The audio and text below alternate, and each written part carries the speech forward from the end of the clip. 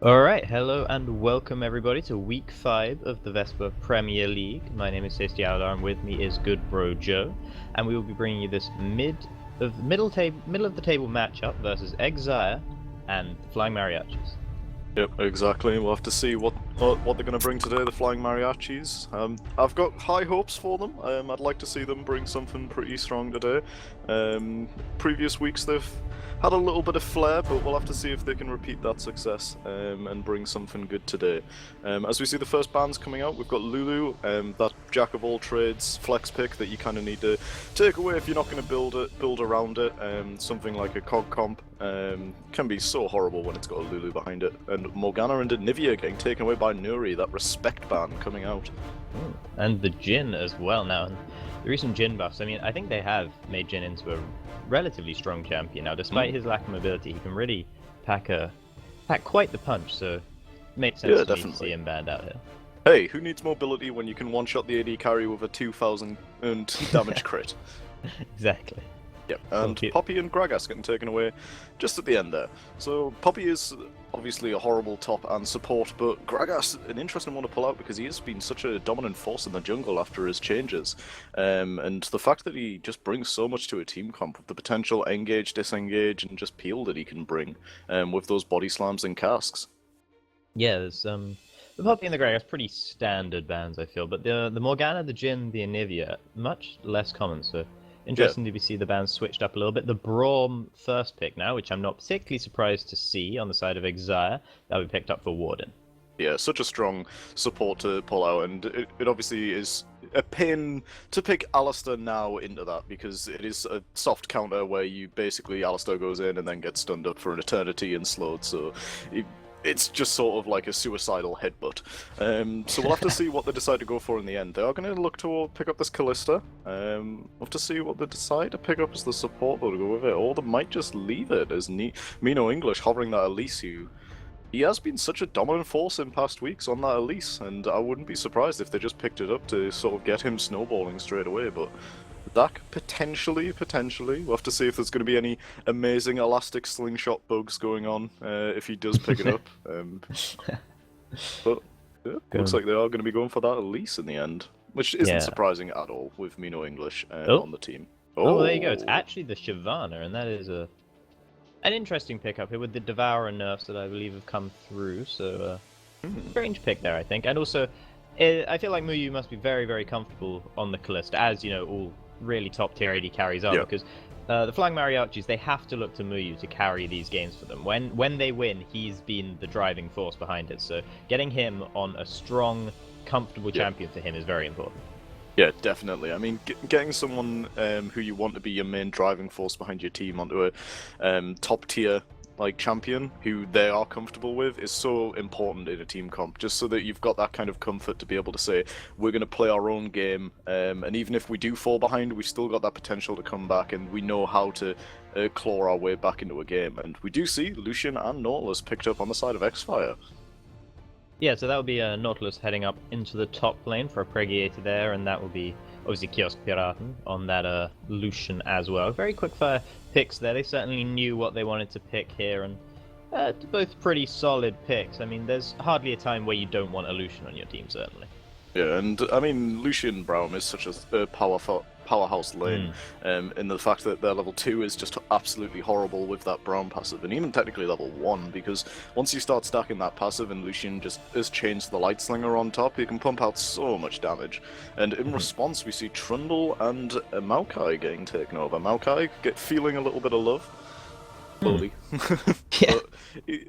We'll have to see how he performs this game. We've seen it a little bit in professional play, and it feels like there's nothing wrong with Maokai. It's fairly safe lane, and he can clear waves okayish with that powerful Q that he just decides to max. And I think we'll have to see how he can lane against this Nautilus, though, who has received a little bit of a nerf.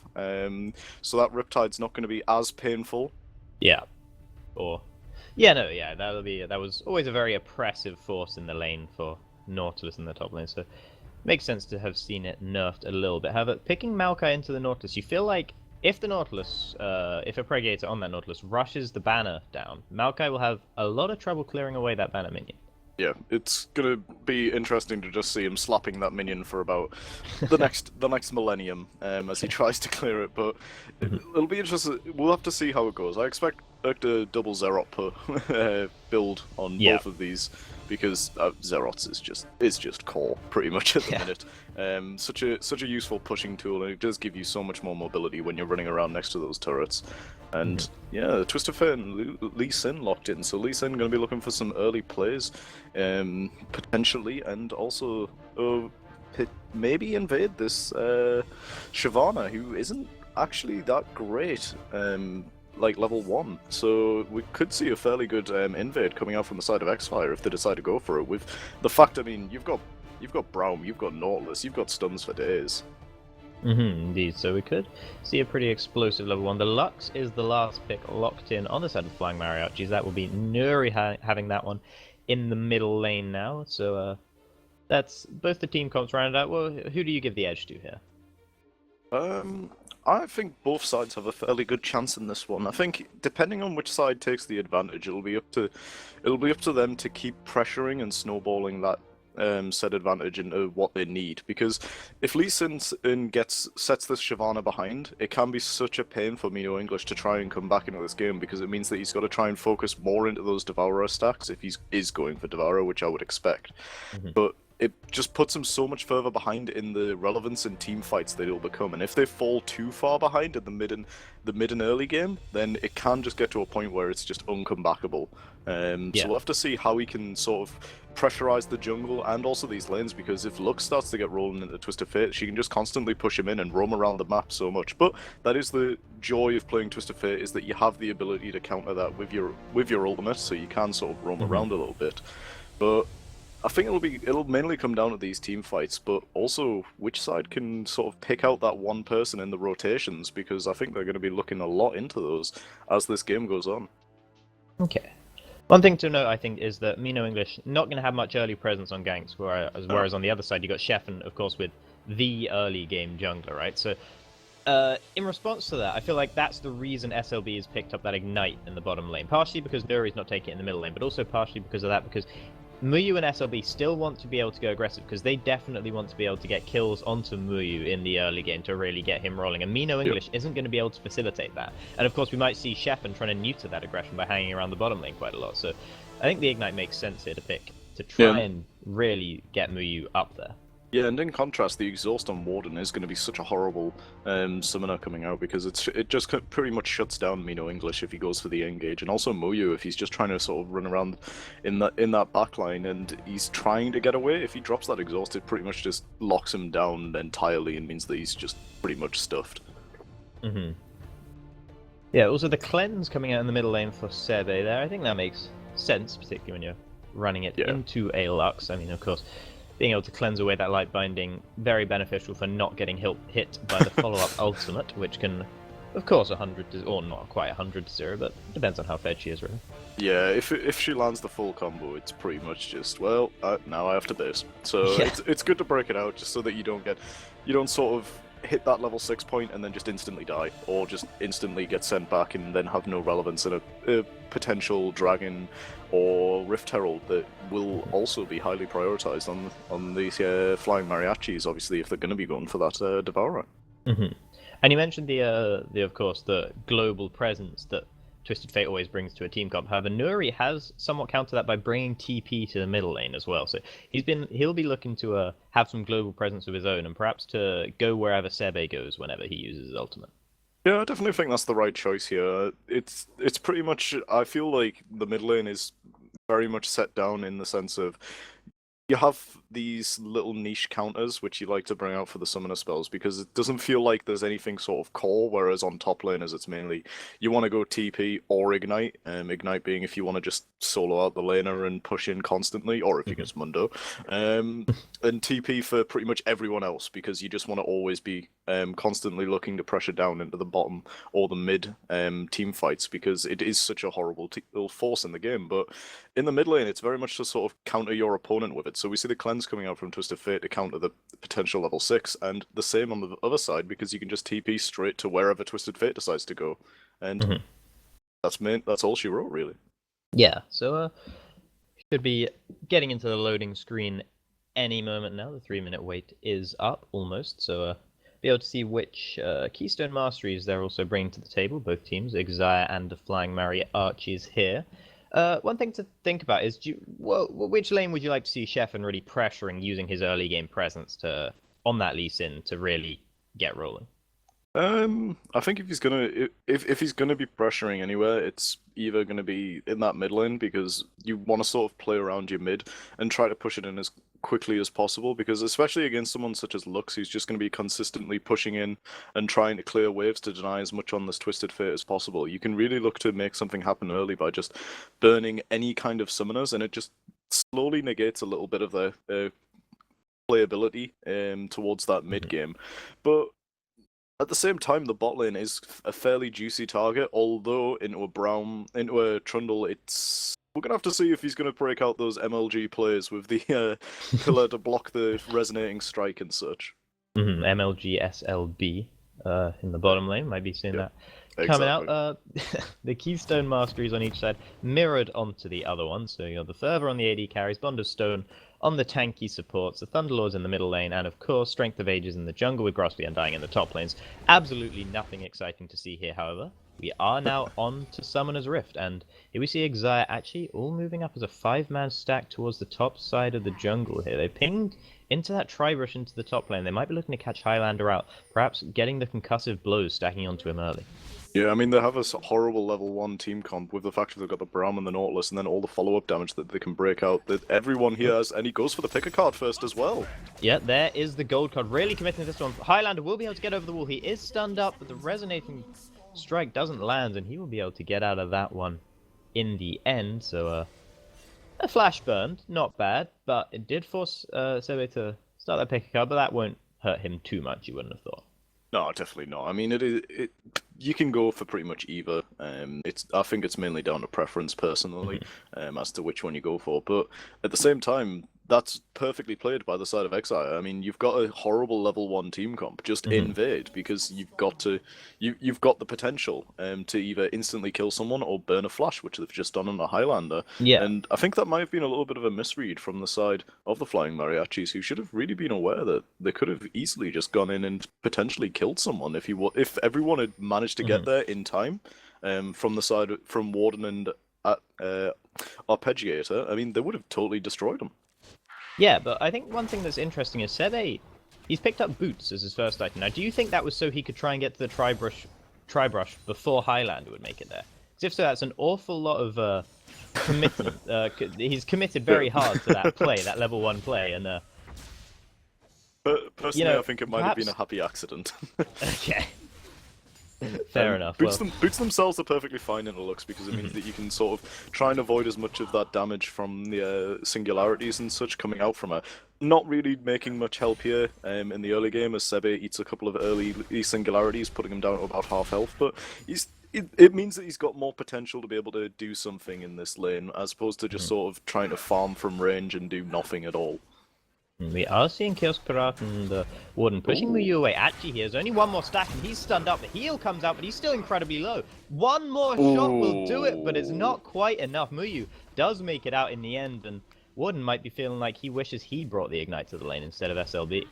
Definitely. It would have been a simple pickup there, but it does force Muyu off lane, and he's still level 1 as well. That's going to be absolutely horrible when he comes back, as Kosparatan is going to keep on farming up in this bottom and potentially back with either even more, or he's going to stick around. We'll have to see. I think he's just going to back up and pick up a little bit of power before coming back, and Muyu's just going to come back with a couple of biscuits, and that's it.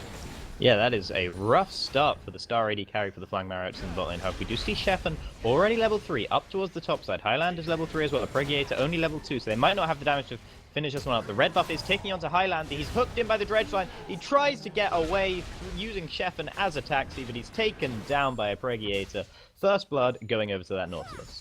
Yeah, beautifully called there. I mean, you burn the flash early, and then there's no way he can get out unless there's minions in the backside. And he played it well to not position himself behind him so that he couldn't just twisted advance away, then knock him back. And that was just a really well played gank on the side of Exire to capitalize on that early summoner burn. Yeah, and that is exactly what they did. Pregiator did use his flash in the engagement, so now the summoners have been evened out on that side. We are seeing some aggression in the bot lane. Muyu still only level 2, of course, because he was forced out of lane so early. Kiosparatan might be looking to try and punish him for this, but it's not looking like they're putting too much pain onto him. He's posturing a little more aggressively now, but SLB, of course, he's actually level 4 now as a result of all the solo XP he was getting under the turret. We are going to see the engage. Maybe actually dashes in, relentless pursuit towards him. Piercing light is dodged away from. SLB is going deep here, and Kiosparatan might find himself in trouble. SLB is stunned up, but he gets the chomp, and the last stick of Ignite takes down Kiosparatan. That is exactly what Muyu and SLB were looking for as a response to that early level 1 misstep. Yeah, beautifully played there. A little bit of overzealousness coming out from Kiosparatan, who just goes as ham as possible. He did pick up that cull on his first back, so he had the extra on-hit life steal, but even so, it's not really enough to go too ham, because as you've still got the Trundle who's going to reduce your AD, and then follow that up with the fact that you've got a Callista who's just going to hop and bounce and then rend you for all your health. Like, it just felt like a little bit too much. Yeah, and it was absolutely the Ignite that came into play there, so good to see SLB utilizing that summoner. It, of course, was actually that picked up the kill in the end. Sebe, already with a blue buff here, trying to hold his own in the middle lane, trying to not get pushed in to his turret, and looks like he's succeeding for the most part right now. In fact, he's actually going to push Nuri in a little bit. Yeah, he survived the early game. He is a little bit behind in CS once Nuri clears out that wave, but this is basically what he wanted to do. He just wanted to survive the early game, don't give anything too early away, hence the cleanse, hence the boots, and now he's just going to start farming himself up and becoming a much bigger teamfight threat in the mid game as he starts to look for these picks with that ultimate. Destiny not picked up just yet, but you will get it as he comes back to lane and picks up that little bit of XP to hit him over into level 6. Yeah, and as he hits level 6, he's picked up the Doran's Ring and also the Blasting Wand, just to get some raw power in, so might be looking to use that power that he's got there for that level 6. We'll be seeing if he looks towards the middle lane, the bottom lane, or the top lane, or if he just decides to farm out in the middle lane instead. As soon as you hit 6, that's the best time to really be making an impact around the map, because everybody else is slightly behind in levels. Except for Mino English, he's been farming up a Storm and is now level 6, hovering on the bot side, but he is standing on a ward. He's on a ward, but they're still posturing incredibly aggressively. However, Shepherd is there for the counter gank, as well as Sebe coming in now. SLB, he's surely going down. Sebe is the one who picks that one up. Nuri finds himself on the wrong side of the team here. He does manage to get away using the Prismatic Barrier to try and keep himself alive. No, he flashes out in the end. Mino English, he's going to go down. And that is a double kill for Sebe. A Pregiator was taken down somewhere or other in the middle of all that, but still beneficial for Exia there, and they really baited Mino English into that one. Yeah, such a messy fight there coming from both sides. It was really interesting that they decided to go for that play, but it was beautifully read. Sebe said he had the Destiny available, Arpeggiator had the TP, and they just used them both straight away as soon as the trigger was pulled from SLB and Mino English, and just really nicely called by the team to go for that fight. Managed to pick up a couple of kills, and we'll have to see if they can really make anything happen though, as Highlander just keeps farming up in this top lane because he didn't really need to come down. Yeah, he also didn't have his TP available because he TP'd back to the turret after being killed for first blood, so he wasn't able to participate in the huge global party that was the bottom lane fight there. As soon as that pillar went down, about 5 globals, that might be a bit of an exaggeration, but some globals all came in at once.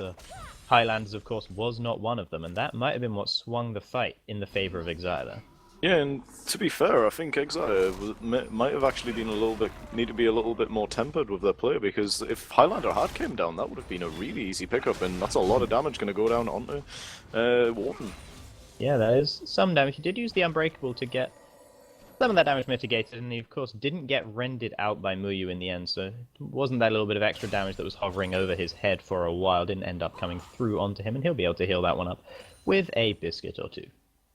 Yeah, definitely, and we're going to have to see how these junglers are going to start to make things happen, because Sheffen's already done a good job of being involved in this early game, and Mino English has stayed fairly relevant, but he still hasn't got that Devourer, so he's not really going to be racking up those stacks anytime soon. I think he's going to get both of these bottom camps, the Wolves and the Gromp, and then probably just back up and try and finish off that Devourer, so going to be further behind in this ganking pressure in the early game. Yeah, I mean, he has been farming up incredibly well, but it still hasn't been enough to get him the Devourer quite yet, as he did opt for the boots in the midst of the Devourer build path, which might have delayed it a little bit. But he does now have 50 CS to Sheffen's 31, which is very impressive. But of course, Sheffen, on the Lee Sin, you're not looking to farm up anywhere near as much as Shyvana, so it's what we might expect. And once again, Sheffen sacrificing farm to try and get a gank off here in the bottom lane. Yeah, definitely has the Dragon's Rage available, so he's got the potential to kick somebody back down lane. It'll have to be Muyo though, because you don't want SLB getting kicked back and then just pulled straight away with the Fate's Call. So, gonna look for something, but he's just gonna head back off and just pressure around mid lane, which is perfectly fine as blue buff gets traded over on the side of the Flying Mariachis. Yeah, and he was actually spotted, I just realized now, in the bottom lane by that ward in the brush there. So that was a good ward, and that meant that Sheffen wasted a lot of time in that bottom lane, which means that CS differential, of course, was bigger than it would have been otherwise, but that shouldn't worry Sheffen too awfully much against Mino English as the Shyvana. Always feels really bad when a jungler's just sort of sitting on a ward, and we know he's sitting on a ward, and they know he's sitting on a ward, but he doesn't, and it's like, oh, come on. And then it takes him about 2 minutes to work out. No, I might be sitting on a ward here. Well, it's always that thing where it's like they start moving forward, and it's like, no, never mind. And yeah, you just sort of Nuri using the combo on Sebe, who takes down to just under half health. Sheffen has shown straight back up to the bottom lane again, but once again he's not going to be able to find anything, and he's actually just going to go back to his Krugs instead. Luckily they were up, so it's not time too much wasted here, but in the middle lane we did see a lot of damage coming out of Nuri. It was only the light binding followed up by the final spark there, and Sebe actually, a bit of a misstep, juked into the light binding rather than away from it, and that's what forced him back to base. So he's got a little bit of a CS deficit against him right now, but he should be able to pick that back up as Nuri is backing away. And of course he has that 2-kill advantage, which is obviously worth more than that 6 or so CS. Yeah, Muyo and SLB doing a good job to sort of not push too aggressively. They could trade really hard into this lane, but they're saying to themselves that they don't want to do it because they know Sheffen's been hovering around this bot side, and they just want to be a bit careful with how they play this lane, and as they just sort of farm what they can from range or under turret.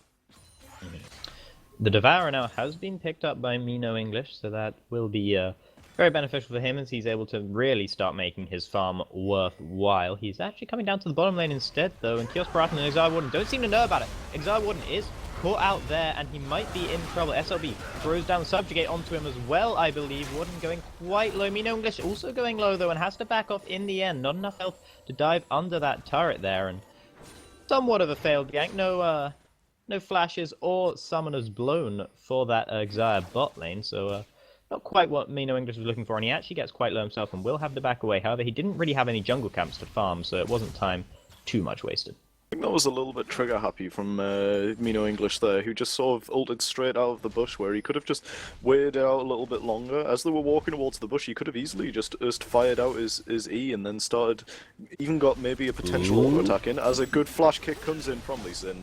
Yeah, bye Nuri, you are very dead. Sheffen will be forced to finish it off by the flash from Nuri, but that flash was a little bit hopeful as he did have that resonating strike available to go straight back to Nuri. It did deny the kill going over to Sebe, but he does have 2 already, so he shouldn't be hurting too much from that. Muyu is actually stunned up by the concussive blows, has to flash away. He's exhausted, so he certainly won't be coming back anytime soon, and he's going to have to go back to base. Blew both of his summoners there, and you know, Muyu, they're going to have to look to him to carry, as they so often do, the Flying Mariachis, but he's 1-0-1, he's got a significant CS deficit there, and he is being forced out of lane time and time again. He's actually stayed around this time.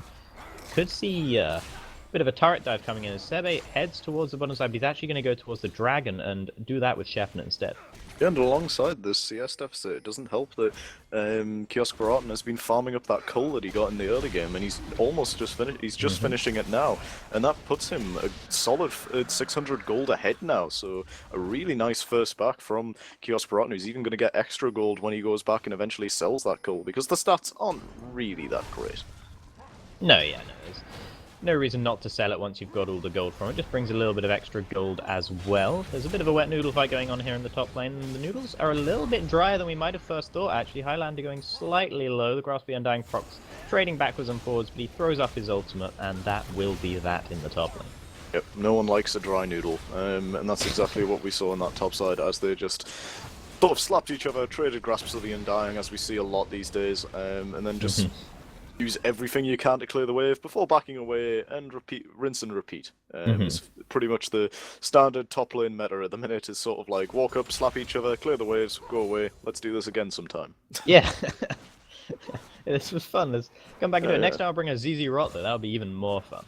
Yeah. You bring one, I'll bring one, and then we don't even need waves. We can just make our own. So, we can fight by proxy. We don't even have to fight each other. We can just fight each other's ZZ Rots instead. See who wins that battle. Actually, we're seeing the ultimate coming in into the middle lane from Sebe, and Nuri might find himself caught out. The resonating strike comes through from Sheffin. That's surely going to be a kill. He picks it up with the Hakur to take him down. Mino English was hanging around, but he was too slow, and his mid laner goes down. Yeah, beautifully played there. Sebe knew that Sheffin was coming up, and he just said, "Hey, free kill mid," and just TP's in with the Destiny, lands the perfect goal card, and a lovely max range resonating strike from Sheffin to pick up the kill on Nuri. Zywarden and Sheffin clearing out some wards here. Sheffin actually going aggressive again, but he's found himself, his aggression a bit tempered there by the Pillar of Ice that SLB was able to put up, as well as his mere presence. They are going to look to siege the middle lane now, Exire actually, and Highland is coming in on the side there, so they've got that to worry about. The sapling comes away and chases them away, so they won't be able to get this mid turret quite yet as they're forced to back away. Oh, very nicely played there. So I like the vision game coming out of Exile, how they're pushing up offensively with their vision. On the bot side, they might as well just see the entire bot side currently because they've got so many wards output getting interrupted in this mid lane. A little bit of an interruption there. Some damage went onto Sebe. He might find himself having to recool here, and he is actually going to get away from that lane for now. Nuri putting some pain back down onto him. Even though he's 0-2-1, Nuri does have quite a lot of power right now, and Sebe still has to be worrying about it because he hasn't itemized any magic resist so far either. Definitely. Sebe's just gonna... I like how Sebe's got that Rod of Ages though, and he's gonna start stacking up, and he's just gonna be such a horrible force at him once he gets that fully done. It gives him so much tank stat and means that he can't really be one-shotted by Nuri as easily. So I do like this pick, but we're gonna see the Lichbane coming out second, and it's gonna be a lot more painful to deal with once he gets that Lichbane and starts using the Destiny to start split pushing. One thing I think is interesting about the top lane is that both top laners picked up a Bami Cinder quite early and then started building into other things. Highlander finished off the Merc Treads instead of completing either the Rod of Ages or the Sunfire Cape, which he has both of which he has some components for. That could actually be a Righteous Glory coming out from the market. We have seen some of those in the past, but Righteous Glory not quite such a good item as it was before. And a Pregator has actually finished up his ZZ Rot now, so he wins the race to the ZZ Rot, which Highlander wasn't actually even participating in, so it was a bit of a one-horse race, to be honest. Definitely. But at the same time, I mean, Arpeggiator rushing that ZZ Rot means that he's going to be able to just constantly push that lane in with those little minions, but the Bami Cinders on both sides are only just for the wave clear and just the pure damage that it brings as you just stand next to people and just do that little bit of AoE. Looks like the gank's coming through on the top side though. Geffen is coming in. He kicks Highlander back. He's going to be dead before Mino English can show up. He was on the top side, but it didn't matter. Sebe gets interrupted by Nuri. That's very good there. Warden, he's going to go quite low. He has the Unbreakable up. SLB flashes in for the Ignite. Will that be enough to take him down? We'll have to see. It doesn't look like it's quite going to be, as Warden uses his flash to get away from that one in the end. A bit of aggression actually in the bottom lane from Muyu onto Kiosk Piratan rather as well, but won't be leading to anything in the end there. But this does mean that SLB and Nuri are able to siege up that mid lane turret a little bit. However, Sheffin has something to say about that. He comes in, but he doesn't have the Dragon's Rage available, so he was just being a bit of a presence there and not actually bringing too much in the end. Allow Sebe to get back into the lane and protect his turret. Yeah, definitely. Nuri doing a really good job to sort of pick up onto Sebe, who's tried to TP, but Mino English coming in on this top side. He's got the extra damage from his Q. The Pregator does dredge line away, though, so that won't be too much of a problem for him in the end. He's forced to back, but not a big worry. Yep. Culling coming out in the bottom lane, and Sheffin is here. He does have the Dragon's Rage, but Muyu has the heal.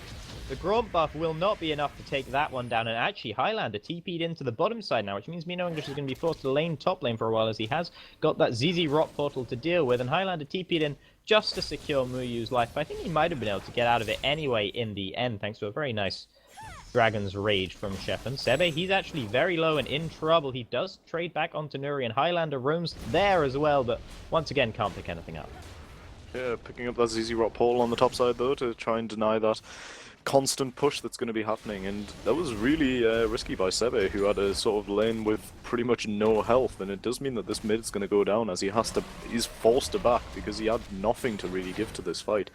Does have the Destiny available though, and Arpeggiator does have TP, and as we saw, Highlander's already used his, so this could easily be a 5-man rotation that can't really be stopped if they catch somebody out.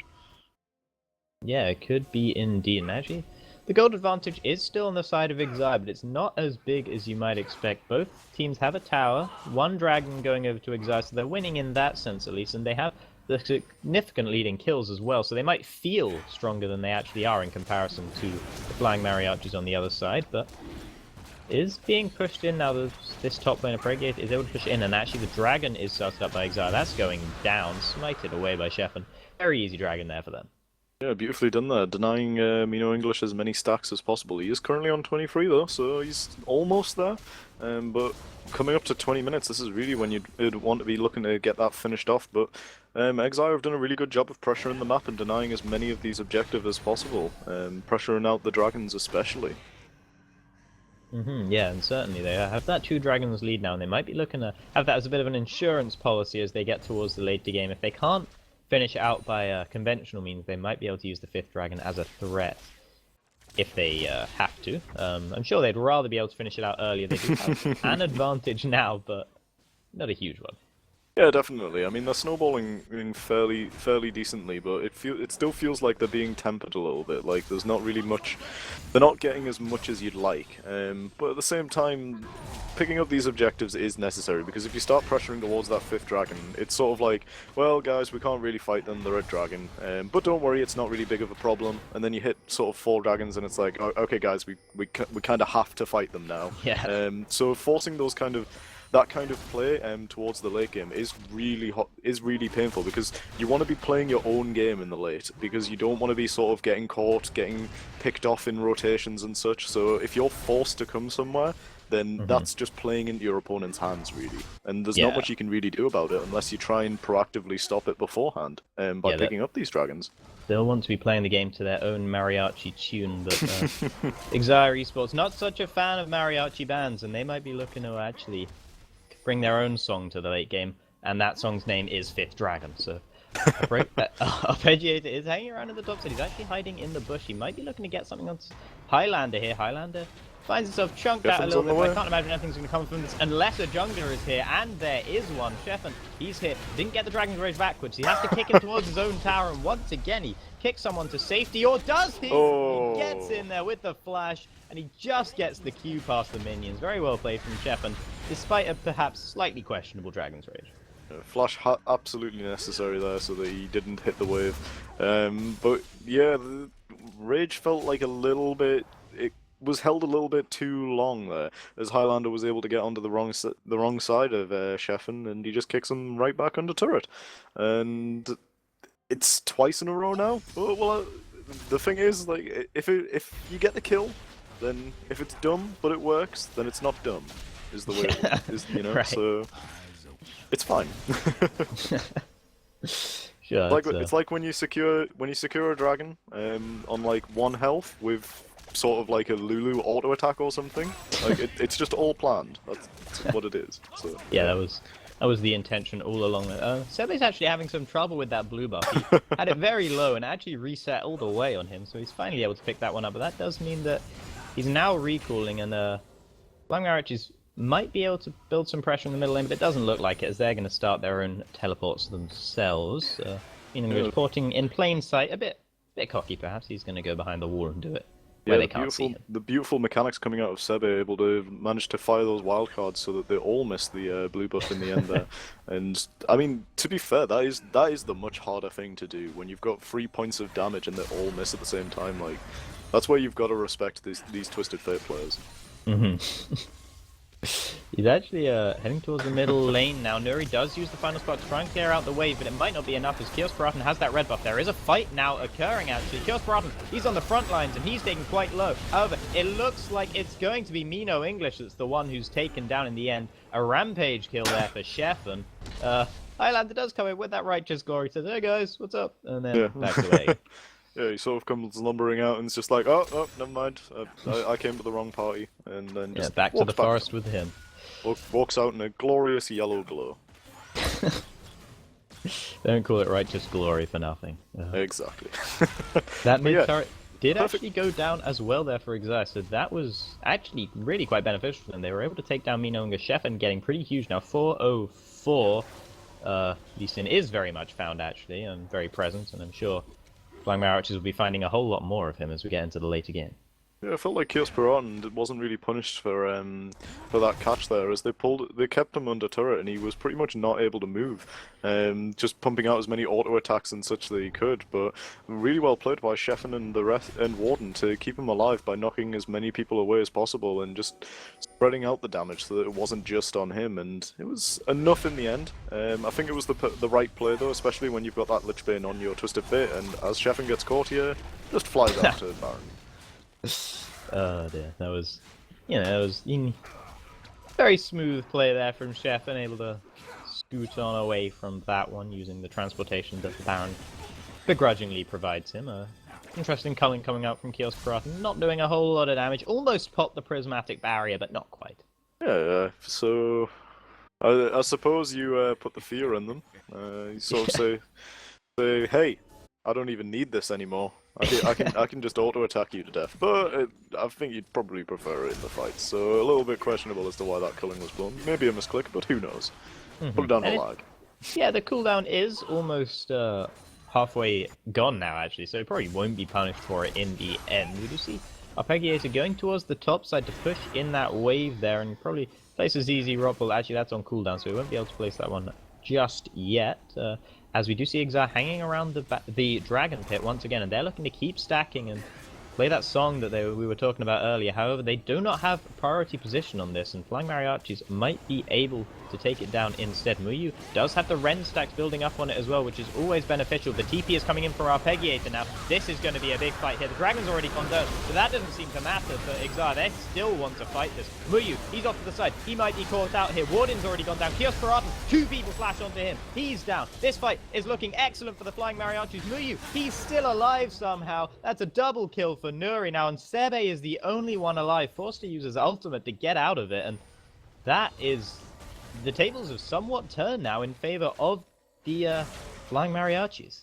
Yeah, and that's going to be an easy Baron going over. I mean, Sebe can't really do anything. He hasn't got the Destiny, so he's got to sort of run from base, and even so, you've got this Shyvana who's just going to start wailing on the Baron, as well as Muyu, who's built up so much attack speed with that Runans and the Blade of the Ruined King with those stacks, so simple Baron going over, and when you go from 8-2 to 8-6, that was a horrible fight on the side of Exile, who tried to come in to challenge the Dragon, but when you've got a sated Shyvana, and then you've got a very tanky Maokai who's just going to try and lock down a single character on the backside, and Nuri was pretty much just untouched, who was just firing out as much as he could from the side, and it's just an easy pickup as they just sort of group up around the Baron to just sort of get smitted.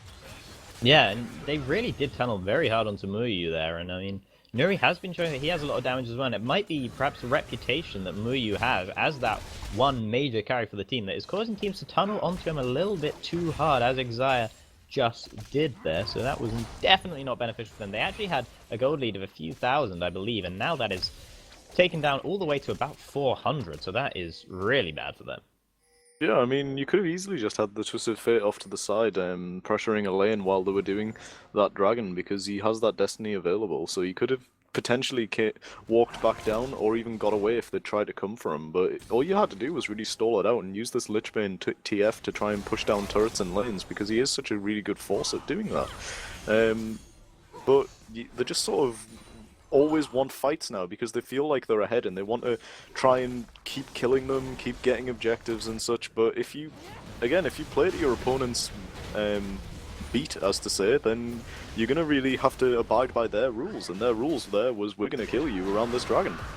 Their rules might also be no arpeggiators allowed. He is going to use the depth charge to get out of that one in the end, but meanwhile, in the bottom lane, a free turret went over to the side of the Flying Mariachis. They were able to pick that one up without any contest whatsoever, and they might be looking to get the inner turret as well in the bottom lane. Mino English, he's pressuring the top lane all the while, and Arpeggiator might have some trouble if he wants to try and defend against Mino English. And Mino English, he can just hit the turret pretty much without any fear of the wet noodle that's slapping him in the face, and he is able to pick that one up as well. So 2 outer turrets now gone down for the Flying Mariachis, and that has brought them about 1,600 or so gold lead.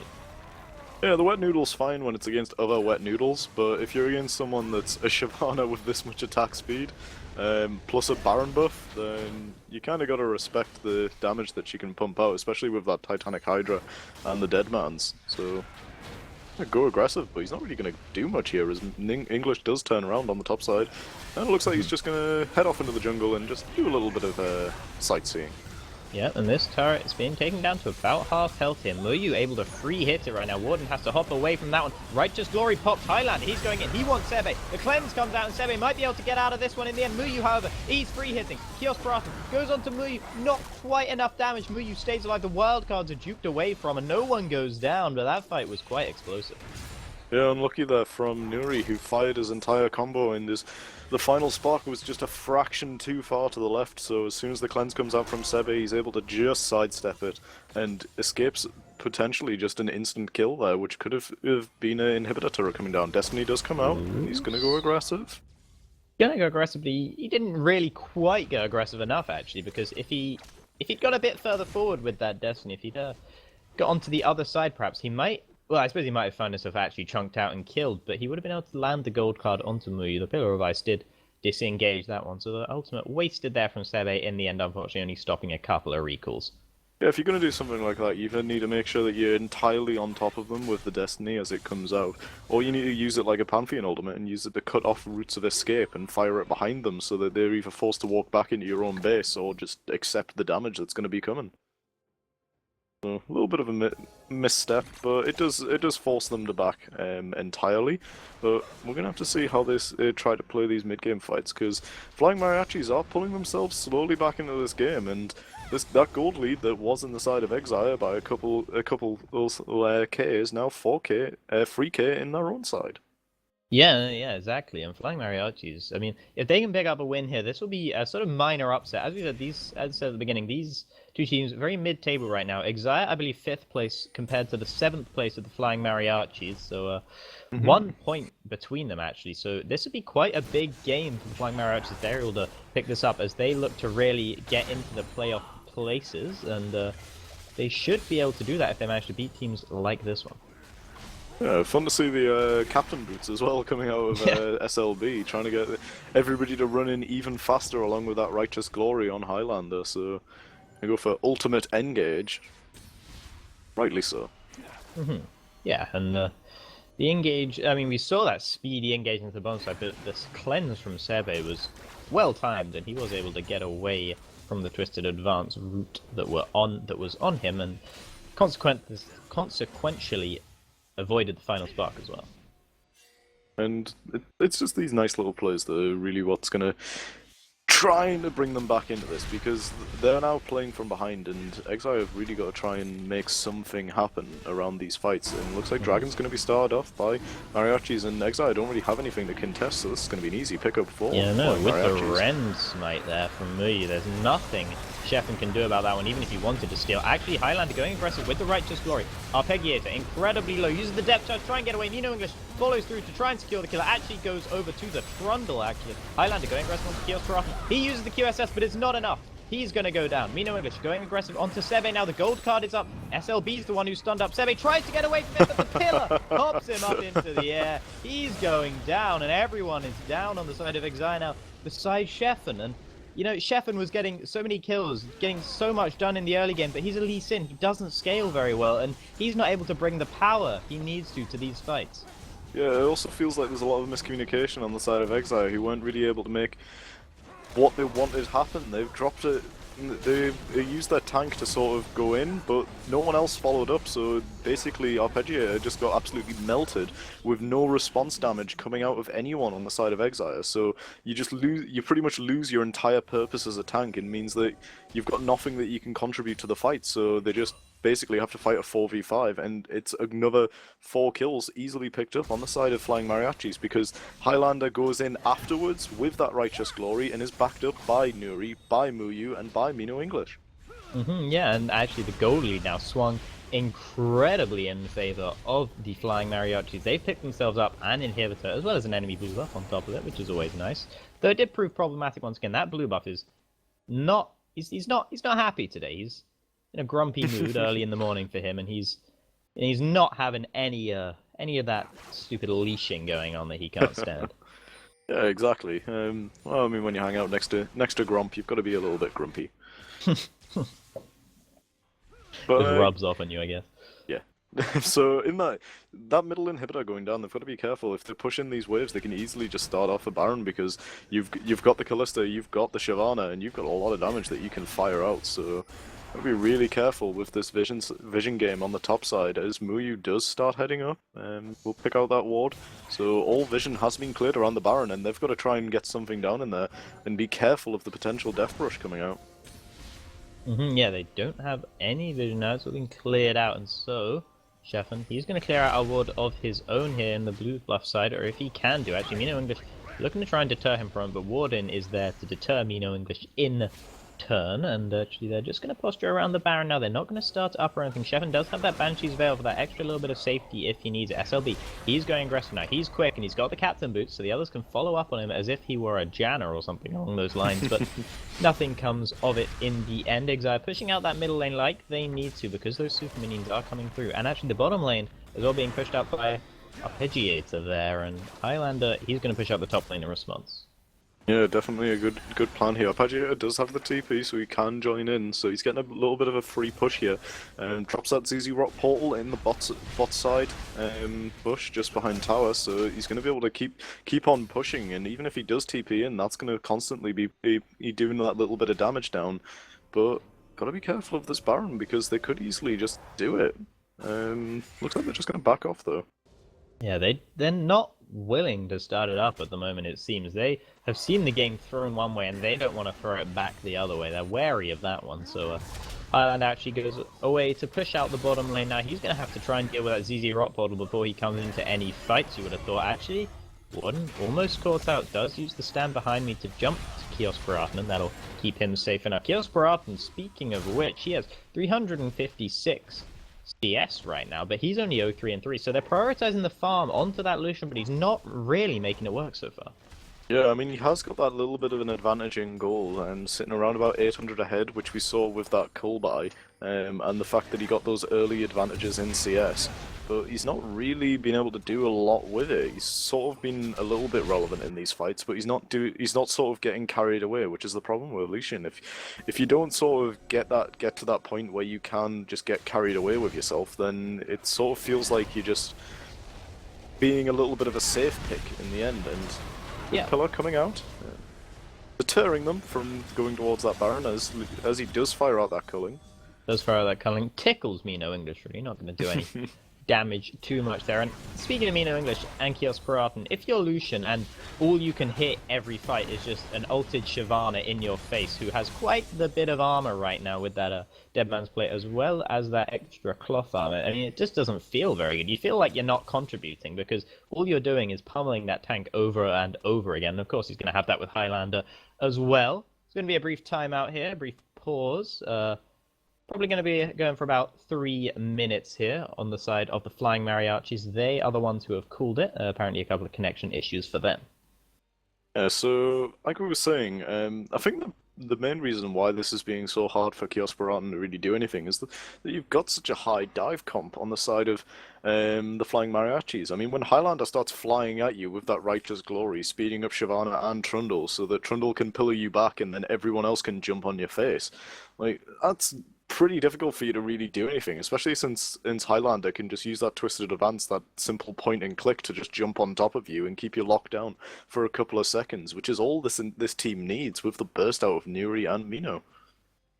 Yeah, and both teams looking fairly tanky now with the supports and the top laners, and to some extent the junglers as well. Quite a lot of armor throughout the teams here, and that has been reflected in the builds of the AD carries, who have both picked up an early Lord Dominic's regards, or relatively early at least, before finishing the Mercurial Scimitars on their side. So they're definitely recognizing the threat of that. But Muyu on that Calista, he's just able to deal with tanks better than Chaos Kraken can on that Lucian.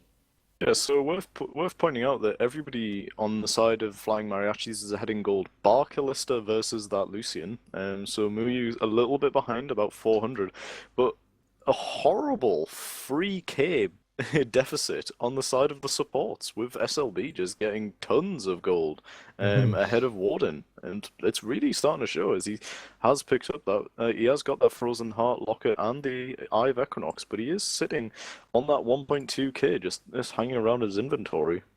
Yeah, but Trundle as a support you feel has to get some gold if the Trundle is to be truly relevant towards later team fights. But Warden always has that huge knock-up, the Glacial Fissure, and he always has the concussive blows as well, and that can provide so much utility that it often really doesn't matter quite so much how much gold the Braum has. Obviously, it's nice if he can stay alive for longer, but actually, SLB has 73 CS right now, which is absolutely huge for a support. Looks like we'll be getting back into the game any moment now. Both teams are ready, and the game has been unpaused. 3, 2, 1. We are back in the game, and back to Flying Mariachis posturing around Baron, but not actually quite having the testicular fortitude to try it out. Definitely. I think they should really start pressuring it down, though, because, I mean, Highlander's in the bot lane with Arpeggiator. He can interrupt the TP if it comes through, or just join as well with that TP. And at the same time, English and Muyu can really burst it down with that Callista Rend and the Sated Shyvana. Ooh, okay, so what just happened there, by the way, was that Seba used his ultimate to scout out if they were doing Baron, and as soon as the ultimate ran out, the Flying Mariachi started up the Baron. That was their go signal when that ultimate was no longer up. Kiel's Paraton is enough to actually dissuade them from that Baron, and that wasn't... I mean, you feel like they could have stayed on that one a little bit more. Nuri was chunked out a little bit, but the inhibitor's going to respawn for Exire now, and that could mean that posturing around Baron has less and less effect now. We're trying to get aggressive there. Very, very speedy Dragon Lady going in, but nothing able to be picked up there. Still just hanging around in that Rift Scuttler buff, speeding around in circles. I'm sure it's very, very fun for them, but they're not getting a huge amount of gold while they're doing this. Yeah, the thing is, everyone's sort of here, and it was fine before because you were doing the Baron, and then the culling comes out, and it's sort of like, okay, fine, we've got to back off. We can't really eat too much of this ultimate, and we've got to sort of either walk back out or go straight in. And they choose to back out and try to pressure somewhere else because they need to be looking to that inhibitor, those inhibitors. Because at the minute, I mean, once you've expunged that sort of surprise factor that you're doing Baron once, everyone's already rotated up into that mid and top side, and then you don't really have that surprise anymore, so you've got to really pressure somewhere else, and it's really well picked up by Mino to go straight to that dragon and pick up the third of this game. Yeah, that dragon... Mariachis. Yeah, that dragon was up for quite a long time, and considering Exire's preference towards going to that dragon in the earlier game, it's interesting to see that they had no response to the fact that that dragon was up. Of course, it would have been very hard for them to contest, but absolutely zero response as Mino English was able to just solo it out, actually, so... perhaps that's definitely not going to be a win condition for them now by the look of things, and their win conditions are becoming fewer and fewer, and their chance of winning as well becoming narrower and narrower. Arpeggiator, he's going to have this little slap fight with the ZZ Rock portal. He's almost got it down to half health. Thrilling stuff here in the bottom lane rush. Yep, such a thrilling 1v1 right now between the Zarok portal and Arpeggiator. He can't wait. Oh, the mechanical outplayers did... Oh, okay. Ooh, he almost didn't pick up the kill on Swit there. Actually, SLB, speaking of picking up kills, he might be one, but he's ulted away. The Fate's Call, very well done by Muyu to keep his support alive there. So the flash was burned, which is good, and the ultimate was burned, but that won't be down for too much longer, and they've really got to do something with this Exire affair to get back into the game, you feel.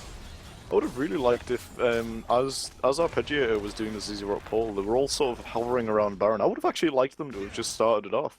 Potentially either forced Exile to come in and use that TP on Arpeggiator, which would have saved the ZZ Rot and potentially kept pushing that lane, or they would have just been able to disengage straight away, because there's no real warding behind them, or at least there's not very much, so there's nothing that Arpeggiator can really do or could do at the time. So I would have actually liked if they'd done that and then either just instantly disengaged or tried to pick a fight that they could have favorably won.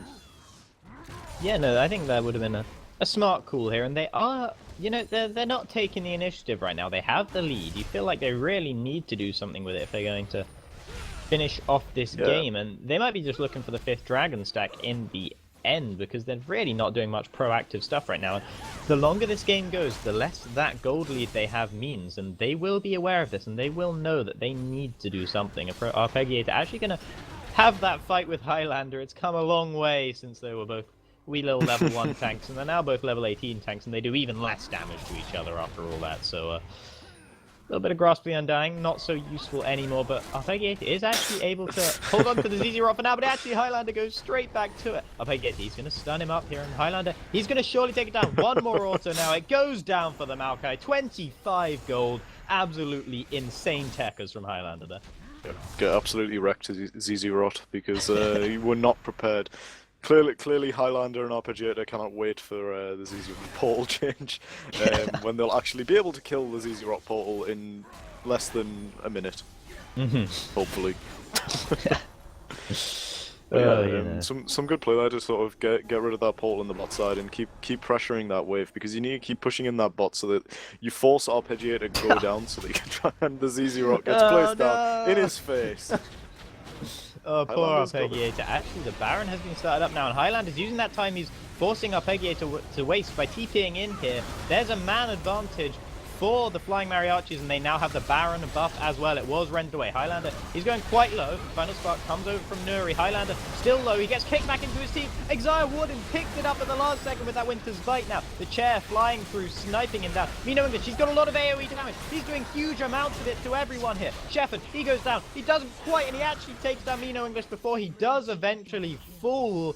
The bot lane of Exile are still up here, Warden and Kios Piratan, but that's not going to be enough to save their base and their Nexus. Yeah, so I'd like to say called it, because as soon as he threw down that ZZ Rock portal, obviously Arpeggiator went to clear it out, and as he was clearing it, he was forced to either TP or leave it, and in the end he had to TP away. So the ZZ Rock portal is actually still there, and they do even pick up Baron in response, because this team is great at picking up Barons, because you do have Callista and Shyvana, who can just absolutely shred them with the item builds that they've already accrued, and it's 2 inhibitors with a couple of kills on the side.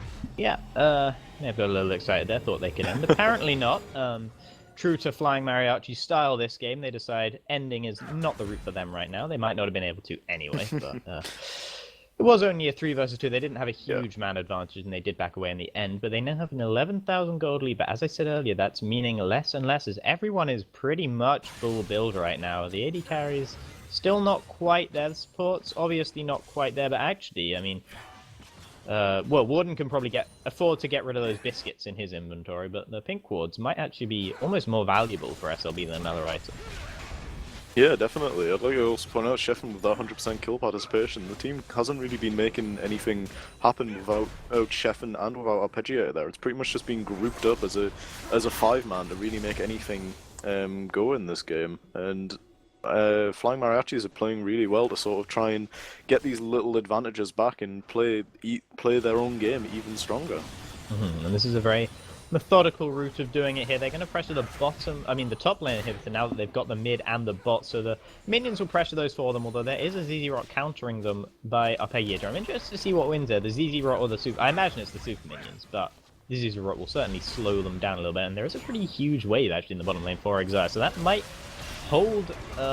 be able to hold for them for a while. Ooh, you chunked out by a couple of Lucian autos actually, and the fight has begun. Shepard, he's in the team, but there's not much he can do now. He gets the face of the mountain shield onto it. Mino English from the backside. A dragon flies into the back of Exile, and that's 1 down. It's only Warden so far. Shepard, He's going quite low, and meanwhile, Arpeggiator went down as well. Sebe gets the stun card on there. He does manage to cleanse away, but surely he's still going to go down. Red card, not the card he was looking for. He is dead, and Flying Mariachis now, surely they can end. Kiosra, they're going to look to go aggressive onto him. Highlander tanks up the fountain turret for a little bit there. Didn't really matter. Was able to stay alive, and the Nexus goes down in favor of the Flying Mariachis in a 45-minute game.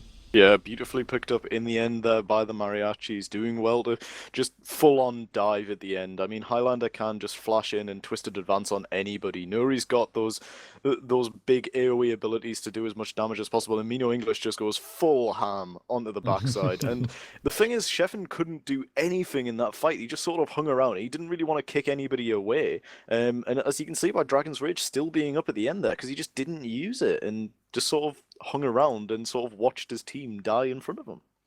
Yeah, one interesting little tidbit to note at the end there is the fact that Kios Parathan actually had the most damage in the game by about 5,000 damage ahead of Nuri, who was second, and there's quite a way before anyone else. So the Lucian was doing work, but he was damaging people with such high health that it didn't really matter that he was doing all that damage, and of course wasn't able to carry the game out for his team in the end. So that is the Flying Mariachis picking up Game 1 over Exia Esports. We'll be back in a moment for Game 2.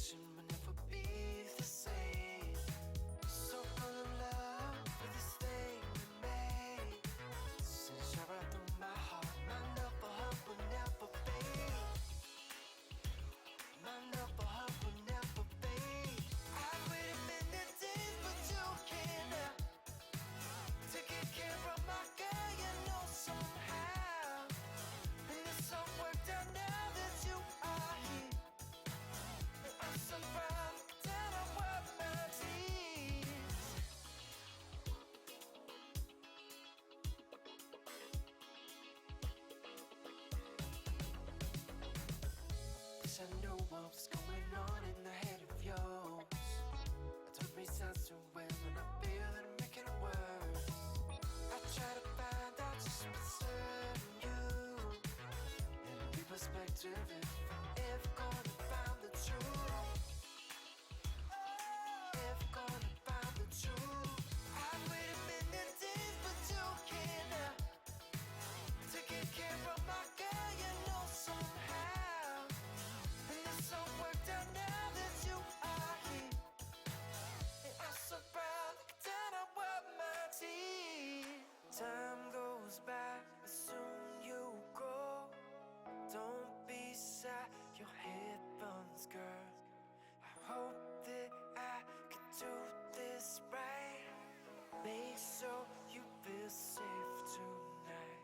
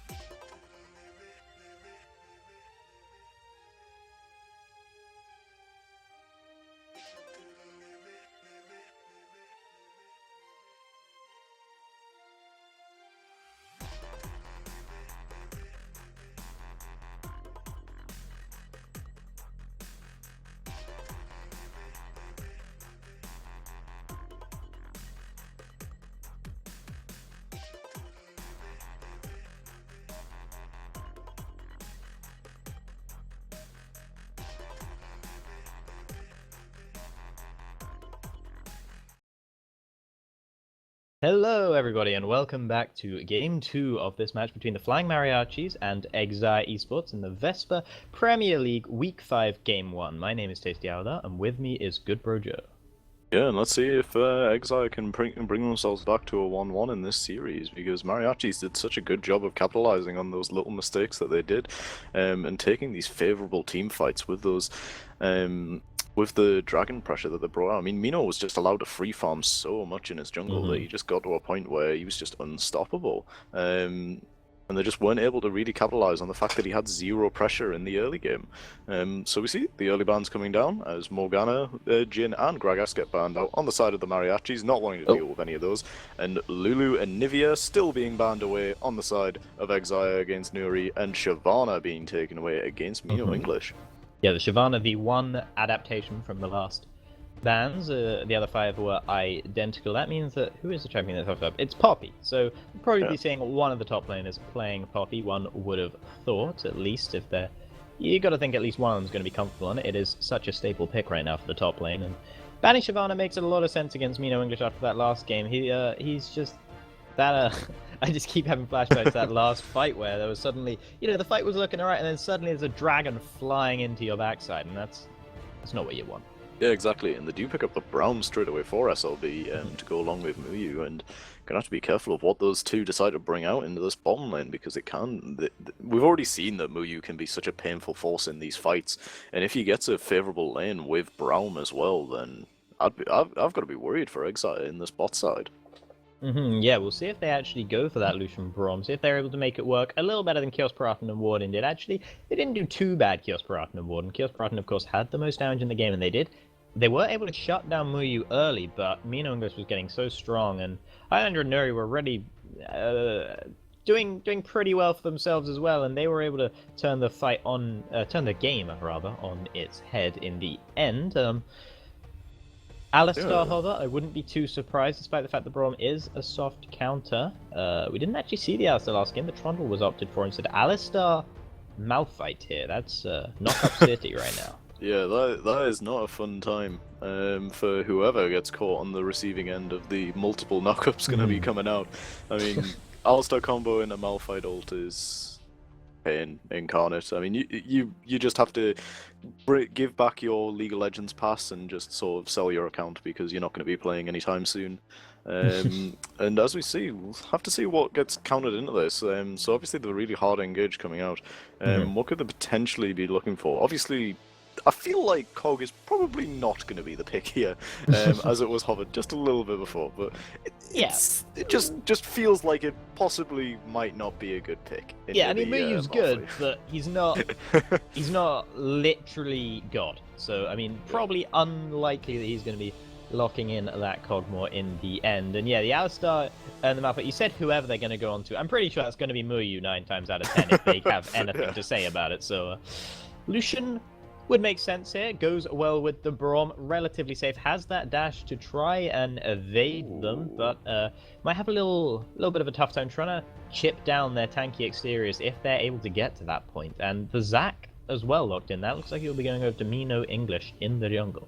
Yeah, I like the style coming out of Mino English, looking for something that can have this big impact in that mid and late game, because obviously once Zac just jumps from downtown to land on your backline and then starts using that, and then uses that Let's Bounce to just knock everyone and disrupt, it can be a really good pressure point, and it's especially painful if Malphite Alistar go in for the combo and then Zac just jumps over the top of everybody and just lands on your backline and keeps them away from the follow-up. So we could see what was potentially happening in that last game, where a Predator goes in aggressively and then doesn't have any backup from Chef and Sebe or Kios Paratan, so he can't really get any damage traded back, and then it's just basically your tank dies for nothing. And Graves and Corki picked up for Kios Paratan and I believe Sheffen.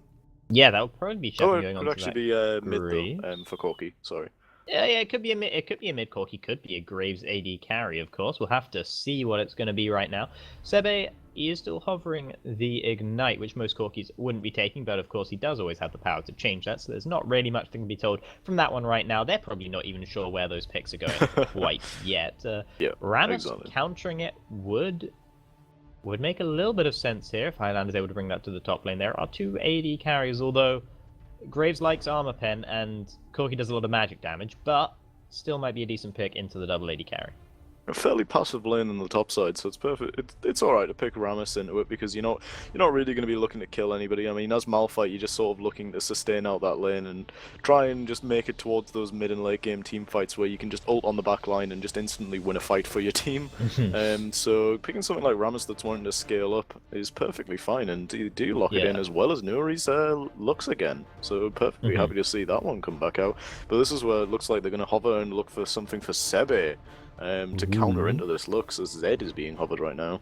Ziggs would be less of an aggressive counter, but you know, not the worst pick in the world. I think the fact that the Rammus was locked in means that the Corki will go AD carry because they don't want to have to lock in another ADC against Rammus, and it is the LeBlanc in the end, so that is aggressive, and that surely Sebe will be looking to get some solo kills onto Nuri in this middle lane. Nuri is well aware of this, already gone straight onto the barrier.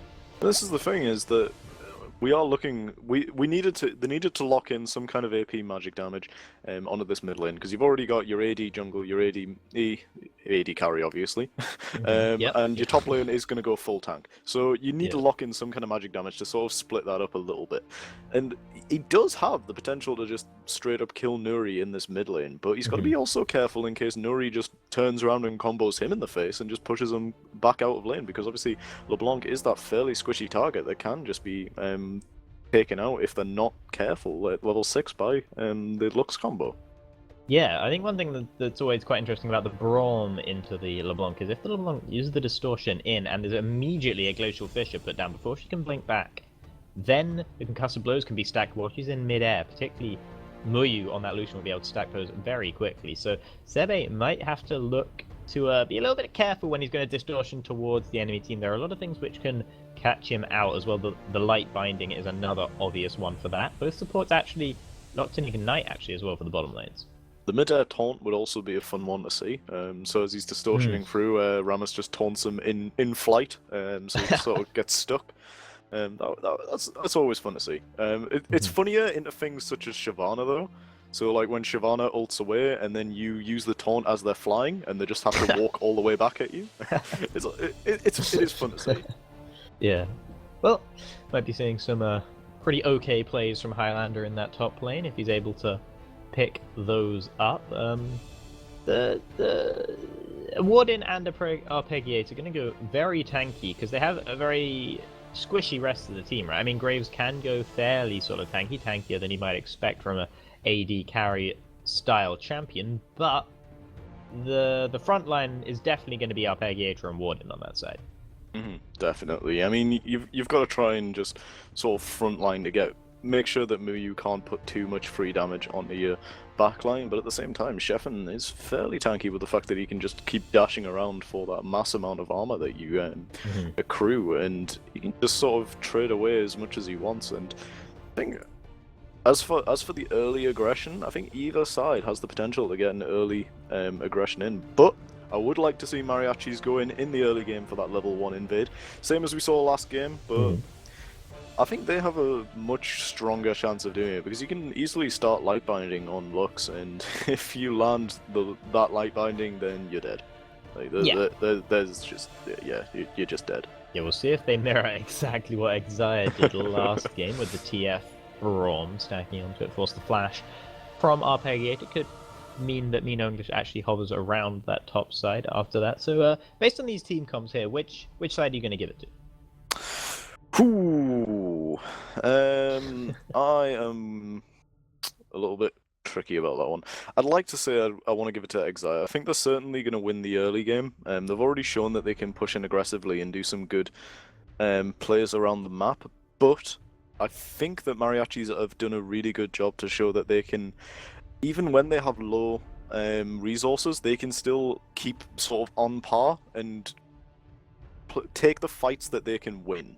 Is sort of the more important bit. So they can take these little fights where people are split up on the side of Exia and they say, right, okay, let's get this guy, this guy, this guy, this guy, this guy. And it just means that they can get these stupid 4-0s where they shouldn't have got anything in the end. And if they get an advantage in this early game, which I think they might be able to do early on, then I think it'll easily go over to the Mariachis, who I'm going to go with the edge for. Okay, right. So we are now the 3-minute wait is up. We should be loading in any moment now. We'll be able to see the skins. We'll be able to see the Keystone Masteries, which I'm sure we won't see too much variation for. It'll be interesting to see what the Corki goes with. That one can change every now and again, usually Thunderlords, because of the Gatling gun proccing it so very quickly, however. We'll see what it is. It is the Thunderlords. Excellent. Cool. Right. Nice. And everything else is as you'd expect. Wind Speakers on Alistar is the normal right now. Definitely. I mean, the Wind Speakers is it's such a useful keystone on Alistair because you can just spam out those heals for the extra value that you get from Wind Speakers, and also you can just give everybody armor and magic resist in the team fights when you just fire it out when the engage comes in, and just everybody's that little bit extra tanky. And we are actually seeing as well the new skin, the Elderwood LeBlanc from Exarcebi here, so that should be nice to see that one in game. I haven't actually seen it yet, as we are now on Summoner's Rift. There is my first glance at it. Wow, what a great skin! Yay! Yay. Yeah, exactly. You've got to appreciate the new skins as soon as they come out. You've got to get as many games as possible into them, so you can get as much value as possible. For a moment, I thought I Both broke sides, the actually, well, it's Exia once again who are going for the 5-man clump in the early, and they might see if they can catch out Nuri here as Seve prepping himself with some taunts and jokes there, getting himself mentally ready for this one, and side of Exia, they're gonna leave the brush just before it was checked, actually. I think SLB might have been headed up there to check it out. He probably would have thrown a Winter's Bite into it just in case anyway, but no level 1 aggression. Actually, Highlander, he wants to get a ward in, but he might find himself a bit caught out. In the end, it's just Arpeggiator who's going to chase him down, and it's not the most exciting chase ever. Don't worry, he's a ninja. He's just gonna sneak in and then just head back out. Didn't even spot him. Like, yeah, sure. exactly. It was just a moving shrub. That's Yeah. all it was. This is a ninja with a big shield right now, which is an inconspicuous bonsai. How I like to think of it. I mean, it's small enough to be, so I guess that makes sense. We are going to see both junglers starting over on the top side, the Krugs and the Gromp respectively, and that means that both bottom lanes will be starting a jungle camp as well, as is the normal. So very unsurprising start here from both sides. Seve going aggressive onto Nuri just to get that one little auto attack worth. Gets that damage down. Nuri heals it up almost instantly, and both top laners now headed towards the top lane. That's the thing. He's just gonna look him straight in the eye with that distortion and just say, "Hey, I'm coming for you." That's all he can do really in this level 1, as he just distortions forward, gets an O on, trying to trade back. Nuri is trying to trade back, but he's not able to get as much damage straight back on with the singularity into the auto attack for the passive. But it's just not really trading as effectively because distortion has such a decent base damage early on the side of Sebe. Yeah, and we did see Parathon hitting level 2 first, but now Warden is having to catch up. There he is. He's level 2 as well. So nothing much going on in the bottom lane. Sebe, however, is going aggressive onto Nuri once again. That's a big chunk of damage, and he actually dodged out from the light binding at the same time as well. So a bit of a misstep from Nuri there, placing it where he knows it's going to get juked away from in the end. So he probably should have waited for the distortion to come in and then throw it out. However, not too much damage went onto him, and he is able to heal it up. No one has any biscuits left in the middle lane, though. Yeah, definitely. Just aggressively trading into each other. And it does mean that Nuri is slightly ahead in CS, but that wave is going to get equalized by Sebe as it hits his own turret. We'll have to see if Nuri can just keep on pushing him in to try and deny a little bit extra. But yeah, Sebe going as aggressive as possible to try and burn out those potions and look for potentially a gank from Sheffen maybe onto this mid side. But in the top, we're going to see another little bit of a slappy fight going down. As we said, the noodles are out once more as they sort of just aimlessly hit each other. Rammus' shell is actually covered in little noodles. People think those are spikes. They're actually just noodles. That's what they're there for. He occasionally takes one out, gives a little chew. It's how he stores his food. There you go. There's a shell of noodles all around him there. Actually, we have seen some aggression in the middle lane. Nuri having to flash away, I believe, and does get out of that one in the end. Doesn't get chunked too low either, so not bad from him there. Yeah. It does trade out a little bit though with Arpeggio, who's just going to continuously use that ground pound into the slaps to be able to get that damage on. In the bot side, Warden did slap the ground a little bit with frustration, a little bit of a missed chance there, so we'll have to see if he can really make anything happen, but he doesn't want to go too aggressive, to be fair, because the turnaround potential from Braum and Lucian is horrendous in Alistair, unless he can really burst someone out with the Ignite and all the follow from Kios Baratan, then there's not much point in really even comboing, because you're not going to really get anything, and you could potentially trade your own life as Braum passive and Ignite comes back down in response. Yeah, I feel like Alistar Pulverize, when it's used onto nothing, is far more emotive than any of the emotes we have in this game. Like, that shows true passion and frustration at not being able to use that Pulverize aggressively, so... Yeah, unless you hopefully sort of be able smash to your face land off the maybe a keyboard. couple more in the end. Unless you sort of smash your face off the keyboard, in which case there was no emotion intended and you were just sort of... bit tired. Yeah. That's all it was. Hopefully no one's going to be falling asleep in this game. Be able to see. Hopefully we'll get some more action to make sure everyone does stay awake in the end. Regiator and Highlander. Probably not the lane to look for if we're looking for that action. Yeah, I mean, unless we get some more thrilling Zerot Paul 1v1s, I don't know whether it'll be as great to see, but looks like Mino English is going to jump onto Sebe, and Sebe is just going to say, oh, cool, and just walks off to the bot side. Nice stuff. Really excited to see that Zac in action. Warden, he's actually going to go aggressive and then get stunned up by the concussive blows. Most of the damage is actually traded back onto Warden. Kios Baratan's hit level 5, but it wasn't done early enough to make any huge difference in that fight. So that goes slightly in favor of the Flying Marriage. Meanwhile, some aggression from Sebe. The Ignite was burned and the barrier was forced by Nuri. Mino English was just over on the side there, ready to jump in to try and save his mid laner, but it wasn't needed in the end. He's still there. He's actually going to jump in now. Maybe he actually goes in onto the distortion, but it's not enough to keep his mid laner alive. Sebe, he's going to be able to get away from that one as well, probably. And no, this is the real LeBlanc. He's found the right one. He's smited her.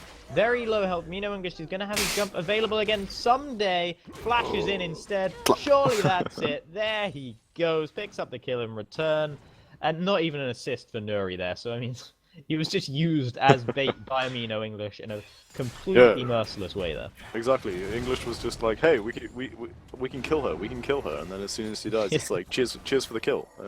Thanks.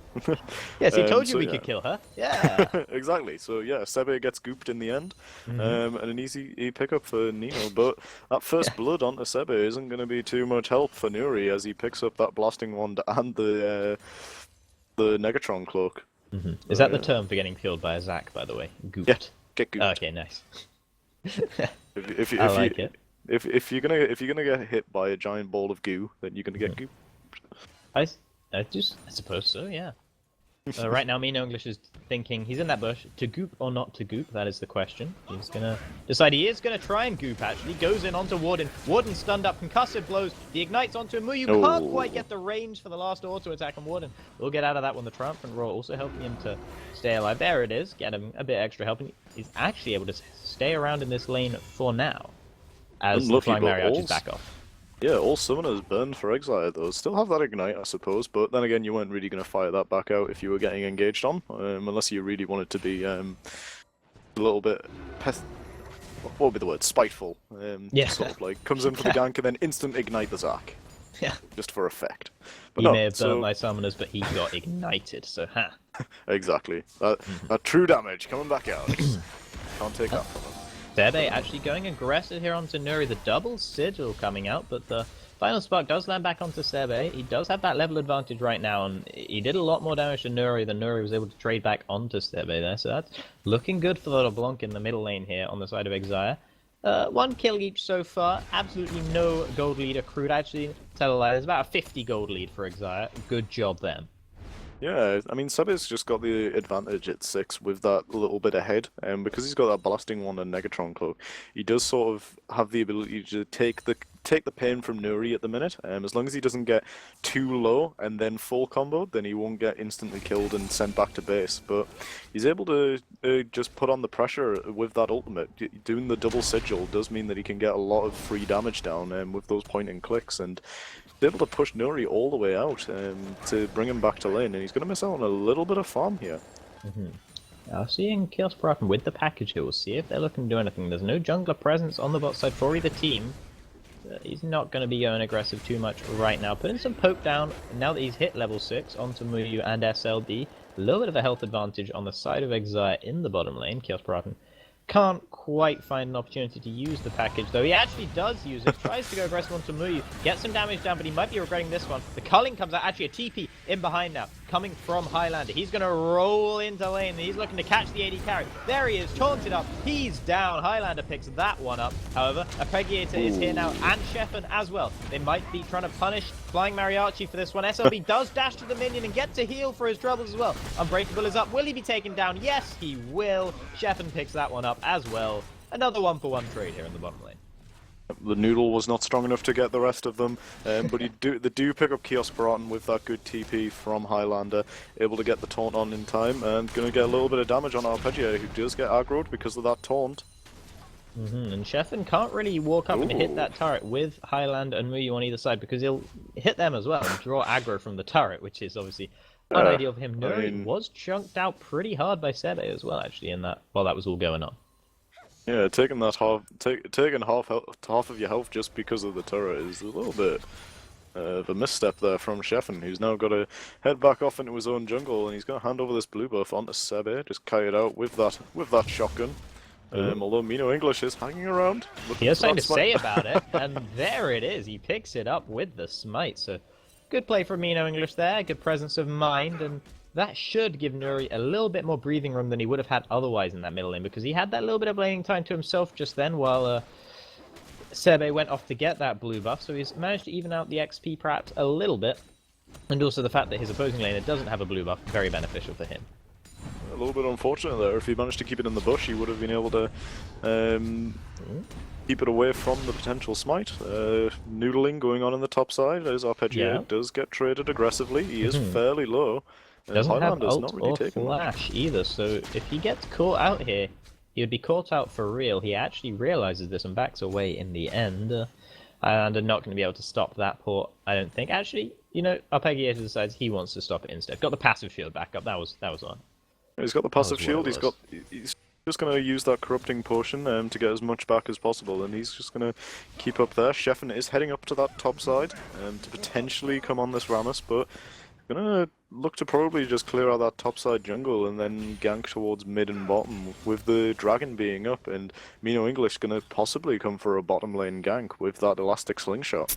Of course, he has such range on that. He will go in. The Valkyrie, however, also has a lot of range, and that is a very good pulverize from Warden to make sure that his AD carry and himself indeed stay alive there despite the gank. So very well countered there by Chaos Paraton and Warden. Nothing going to be happening from that gank from Mino English. Yep, actually, another gank actually in the top side now. Highlander, he's going to have to try and roll out of this one, but that's interrupted by the unstoppable force from Arpeggiator. There is the collateral damage. Arpeggiator slaps him on the back to pick up that last kill, steals one of the noodles in the process, and that is now the kill lead going over to Exile, but the gold lead is still not there for them right now. And actually, it might be traded once again. Mino English using Let's Bounce here onto Sebe. Sebe is able to distort away from it. He actually goes back to his distortion, interestingly there. That was a bit riskier.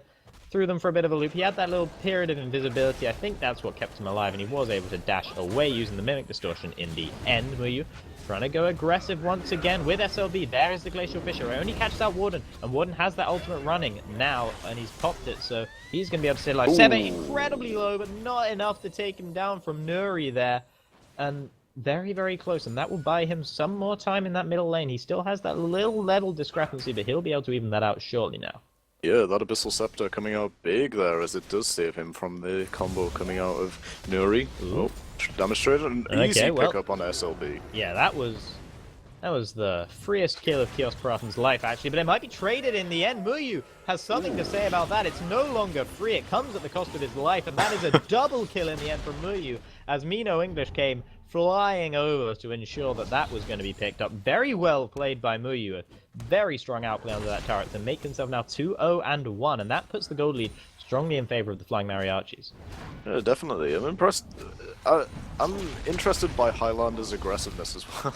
He just keeps on pushing in, but he's got no vision on this top side.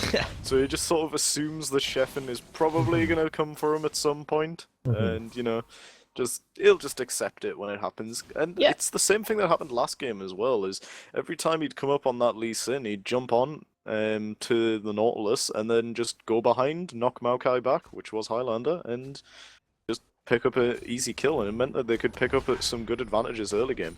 He's not getting caught out as much on this Rammus because Sheffin's not really had the mass amount of pressure that he had on Lee Sin, but he is going to still pick up that one kill.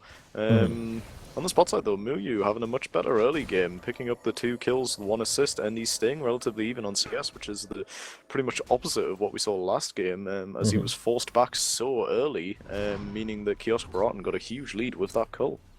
Yeah, I mean, one thing to know about the last game is that Muyu, despite the fact that he was really bullied out in the early game, he did come back pretty strong. He wasn't a standout player in that game by any means, but he didn't die, I don't think. I think he ended something like 4-0-9 on that Callister, and that is a good scoreline however you look at it. So he wasn't necessarily taking over the game, which might have been a consequence of that early game pressure, but he was still able to have an effect. And now that he's got that early game advantage, you feel that effect is going to be amplified tenfold. And he's actually going to go aggressive onto Warden. Warden does have the ultimate available. Nuri, however, will have to flash away in the middle lane, away from that collateral damage as he was ignited. Burns both summoners from Nuri in the middle lane, but only did Sebe's ignite there. So a good gank there coming off, and that will buy Sebe some time in the middle lane. However, Warden, he's going aggressive here. Pops his ultimate. 2 TPs coming in. Highlander and Arpeggiator both coming in here. Highlander, he taunts up the ulting Warden. That's not the target he was looking for. Muyu, he's posturing aggressively, and it might have been too aggressively as Arpeggiator's onto it. Flash slaps him in the back. He's going to take him down. Surely Sheffin flashes away just in time to stay alive. Vino English flying in, incoming. He cries as he flies towards him. Sebe, now he's on the side. Everyone is down here. It's only Nuri that hasn't shown up yet, and he's taken the long route via Krugs. So that looks like he's going to be too late as the fight is over. And good in the end for Exire, that the gold lead is still there for the Flying Mariachis. Yeah, good double TP coming in there from Highlander and Arpeggiator to try and counter one another, but Arpeggiator's was just that little bit stronger because Muyu was just caught out too far. Does a good juke to dodge out the damage from Cheffin, but in the end, it's just not enough to really save him because he had a juke back into their own team. Indeed he did. So blue buff going to be successfully picked up by Sebe this time, hopefully. There it is, it goes over to him. He'll be glad of that one. Mino English wasn't present to steal it as he was taking his own red buff instead. However, Nuri is looking stronger and stronger in this middle lane. He has built up a CS advantage despite that small level discrepancy. I believe Sebe still leveling up a little bit quicker than Nuri is so far, but I don't think that matters too much right now. Yeah, definitely. At the same time, I think these package is used defensively by Kiosk Broughton, and Dragon is started off immediately by Highlander and Nuri. Yep, Mino just flies in as well, and it looks like the whole crew's going to be here for the Flying Mariachis. This should be an easy Baron Dragon, as you like, and meanwhile, the Rift Herald is being traded over, but you've got to favor the Dragon in that trade. Yeah, definitely. It depends on how this Rift Herald's used, though, because obviously Arpeggiator is just going to be constantly pushing in this top side, and it looks like Sheffin is actually picking up the Rift Herald. Interesting. I mean, we'll see what he's able to do with it, whether he's able to pick up any towers with it, which is obviously the ultimate goal. It does bring a little bit of gold for his team as well, but not too much in the end. Mino is still hanging around this bot side. He really wants to get Muyu rolling in this game, and they're going to look to try and pressure that turret in the bottom lane. 4 men from each team on that bottom side. Meanwhile, there's a bit of a slap fight going on the top lane. Nothing too important, as Warden is doing something important. He goes in onto Muyu. Muyu's able to get the Relentless Pursuit away, though, before any follow-up comes in, and no real damage dealt onto anyone besides Warden himself in the end there. More damage coming in this top lane. The Tremors coming out from Highlander, but Arpeggiator is actually quicker right now when he uses that shard, and he can just run on out of that one in the end. Yeah, exactly. Just steals that movement speed and just waddles away as the giant rock that he is. Yeah, and a little bit more trading. Thorn Mail damage coming out of there. Oh, well, it's not Thorn Mail, that's the Ramos W, of course. Meanwhile, in the bottom lane, Warden, he's having to pop his ultimate again as Mino English has shown up once again. Warden going to be knocked up by the Glacial Fissure. Can they outlast his ultimate? Yes, they can. This is surely the kill. It's Muyu that picks it up. They feed it over to him well. Meanwhile, there's a fight in the middle lane. Doesn't look like Nuri quite went down. Sheffen, he's showing up to the bot side now. SLB has to flash away. The big one comes through. Muyu actually looks to turn it around her. The culling comes out, forces the flash away from Kios Paratan, who's out of mana. Muyu dashes in, but he's just in range of the Corki auto as he goes down, and Sheffen stays alive. Meanwhile, Sebe was somehow killed in the middle lane. Mino English goes straight back in, but gets the passive popped immediately. Does take down Kios Paratan. The 1v1, Sheffen wins it against the Brom. He has to reload though. Will Zach be up in time? Not quite, surely. He does get up, but not in time to actually do anything. Sheffen picks it up in the end, and the tanks are still fighting in the top lane. They're still fighting, and Highlander's really low as he waddles around the wave. He uses it here, and that is a dead armadillo. Yeah, I don't really know what Highlander was thinking there. He was sort of. I've seen it before, where you think to yourself as an AD carry, you see that little minion hiding out there in the far side of the lane, and you're like, one more minion, and then you go out and get jumped on by Rengar and instantly one-shotted. And instead, Highlander went, oh, just one more wave, and just tanked the entire time for about 10 seconds while he cleared it out, and then was just getting absolutely melted by Arpeggiator. Well, I say melted, it was pretty much just slapped a very, very long time. Well, melted does kind of work. He does have the Sunfire Cape after all. This is true. It was more like the slow erosion of a riverbed. I think is more like what it was. So, you know, sort of what happens against these giant rocks at the minute. Yeah, it's actually what was a river. There didn't used to be a river in Summoner's Rift, but there were so many tank fights that in the end a river actually was eroded in the middle of the rift. A little fact not many people know about Summoner's Rift there. Took a hell of a lot of slaps. Yeah. And a lot of ground pounds. A lot of Alistar pulverizers went down in the river there, lowering the level, and then... Well, Rammus Tremors are actually extremely low cooldown, only being at 60 seconds, so you could easily run up and down the river and just make a lovely seabed. I've heard of River Shen, now we have River Rammus. There's a bit of engagement in the bottom lane, he's going to live through that one. There's some more Tremors from Highlander. He's looking to erode the top lane. Now, he wants the whole map to be water in the end, and...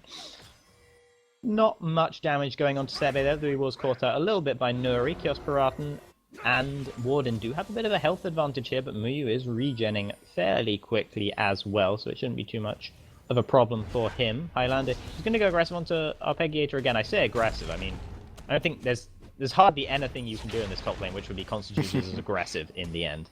He is now actually having to stand away from the wave, though. You could say that they could throw mean words at each other, I suppose, and that would be slightly aggressive. That would be the only aggression you could really pull out, because they can't really do anything other than sort of stare and look at each other at this point. Appreciate each other's presence. Yeah, and to be honest, Malphite, not the best at mean words. The best he can come up with is "you will lose," which... I mean, at the same time, terrible trash talk. You do still... I know on the other side you have got Rammus. Oh, yeah. Yeah, of course, that's even worse. That's if you're looking for a top lane with mean words and explosive fights, this is the worst top lane you could ever imagine. Yeah, exactly. They lose points for aggression and for trash talking. Like literally just the worst. Terrible picks. Can't work in any team comp due to the lack of trash talking and aggression. Exactly. I mean, Rammus just sort of accepts everything in the end. So obviously Malphite says you will lose, and he just goes, okay. Yeah. All right. Yeah, sure. That's not a really good attitude, actually. Highlander on that Rammus, you will lose. Okay, that's just not the attitude you want. That's not very competitive there. Hopefully, the Highlander isn't actually believing what his champion is telling him, though. I mean, he hears it enough times, which I imagine he might be doing. Then, Interesting to see that Arpeggiator is currently 3-0 and 1 on that Malphite, able to make some really good plays with those TPs and able to pick up the solo kill on the Highlander. He's just going to continuously push down that top lane and use those Tremors to get as much damage down as possible, and it looks like he might actually get this outer turret. It's going to be a close run thing, though. He is actually going to get it. He has the Banshees as well to negate a little bit of damage and a little bit of a slow, but Arpeggiator is here. He does have the 2-level advantage, but he realizes that's a lost cause. Meanwhile, what's not a lost cause is the fight onto Nuri. Never mind, it is a lost cause, because Nuri jukes away from the ethereal chains. He actually turns some damage back onto him. There is the Sterix gauge pop from Sheffen, so he can't do quite so much of a cosplaying having a death passive quite yet. Yeah, not just yet, but at the same time, it was a lovely light binding to pick up both Sebe and Sheffin, and then follow that up immediately. Once he saw that Sebe got caught, he could just follow that up with the final spark. As Highlander does his best Sonic impression, rolls up and flies away. Sonic with covered in noodles. Yep, Sonic with all his noodles. The banner of command as well on the top side now for Arpeggiator means that the wave, if he places it on the next cannon minion he comes, I'll talk about that in a moment, because Mino English, he's coming in now. Warden, he's going to have to use the Unbreakable Will there, but he's going to be chunked down through it, surely. Muyu actually focusing onto Chef, and the wise choice here. The TP is coming in from Arpeggiator now, and Mino English is chunked low. He doesn't have his death passive up yet, quite probably. Muyu finds himself caught out. He stayed too close, and the unstoppable force came through, takes him down, and from being in such a strong position earlier, he's got to 3-3-2 now. He's died 3 times, and that's not what they're looking for out of Muyu. Nuri, he's shown up to the bottom side. He's actually landed a double dark binding here, but Sebe's on the back side, and Nuri doesn't quite have enough damage to finish anyone. He actually gets taken down by Kios Parad, and this is all falling apart here. The Flying Mariachis as Exia pick up another 3 kills, and actually it might be more. They're actually going to turn it around, though. Highlanders there with Mino English, and Mino English can stay alive. The Blobules saving him there, and that was very well turned around. As soon as I said it was all falling apart for the Flying Mariachis, Mino English and Highlander came back with a vengeance. Sebe might find himself the last straggler caught out here as Highlander goes on to him,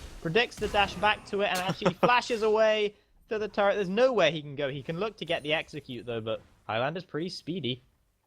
Oh, and there is Muyu. Okay, no execute for you, Sebe. He goes down, and Muyu, who died right at the beginning of that fight, picks up the last kill of the fight as well. They were pulling out the jukes for Jesus there, but not able to really escape in the end as he's picked up by Muyu. So I feel like that was sort of a little bit of a waste there, as Sebe sort of juked around, and then instead of giving the kill over to Highlander or Mino, he gives it over to the main carry of the Fire Marachis. Yeah. He did actually take up a lot of Highlander's time, and that means that the top lane turret has gone down, because there was no Highlander there to defend it from Arpeggiator, who was able to slap it into the ground in the end. Now he's back, but there is the banner minion, which is going to have a little bit of trouble with, but the turret is helping him out, so should be alright for him in the end. And actually, there is still a gold lead. There is a extreme frustration portrayed by Warden as he flashes in, headbutts the ground, or pulverizes it rather, and that's not the play he was looking for. Hopefully we'll see some more flashy plays from him, because anytime someone's on an Alistar, they have the potential to make those flashy plays, but, you know, if you miss one of them like that, it's not feeling very good for you. No, definitely, not at all. I mean, it's... Oh, and interrupted instantly by the combo.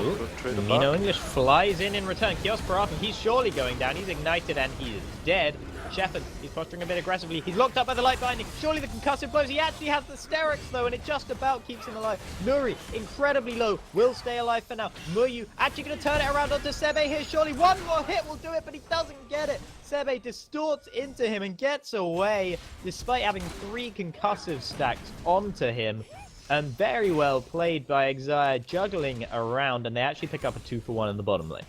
Yeah, and the intense 1v1 in the top side as they slap each other into oblivion once more. Hitting each other with their armor. Okay, well, that doesn't do damage, Nuri, so I'm not sure you're going to be able to kill that one. He threw out the prismatic barrier towards him in case it did any damage, but unfortunately discovered that it did not, so... I can't wait for this Rammus to finish off his Z0 portal. So he can sort of just plop it down and then fly off. I'm sure Arpeggiator can wait for that. I would hope so, because Arpeggiator is going to have a very tough time finishing it off in the end. But yeah, another messy fight in this bot side.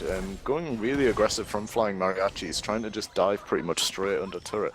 Mino picked up just pretty much immediately as Sheffin comes with the counter, and Sebe does such a good job of just juggling that distortion and the rest of the damage from his other abilities, and landing those sigils where necessary, and even using the chain onto Nuri to force him out as quickly as possible. And it means that they've got to try and blow as much defensively as they can.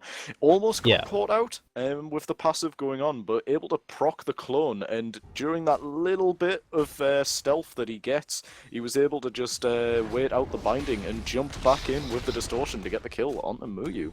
And Banner Command Minion actually isn't as amazing against Highlander, because No. Highlander's passive does mean that he gets obviously the extra AD from his passive, not magic damage. So, Yeah, and it's even less amazing when it's actually a caster minion that was empowered by the banner, which was not quite ideal. Mino just has made his way to the bot side, and Kios Braden doesn't know about it. He actually overshoots with the jump there, the elastic slingshot. Warden tries to counter-engage because Sheffen is on the way.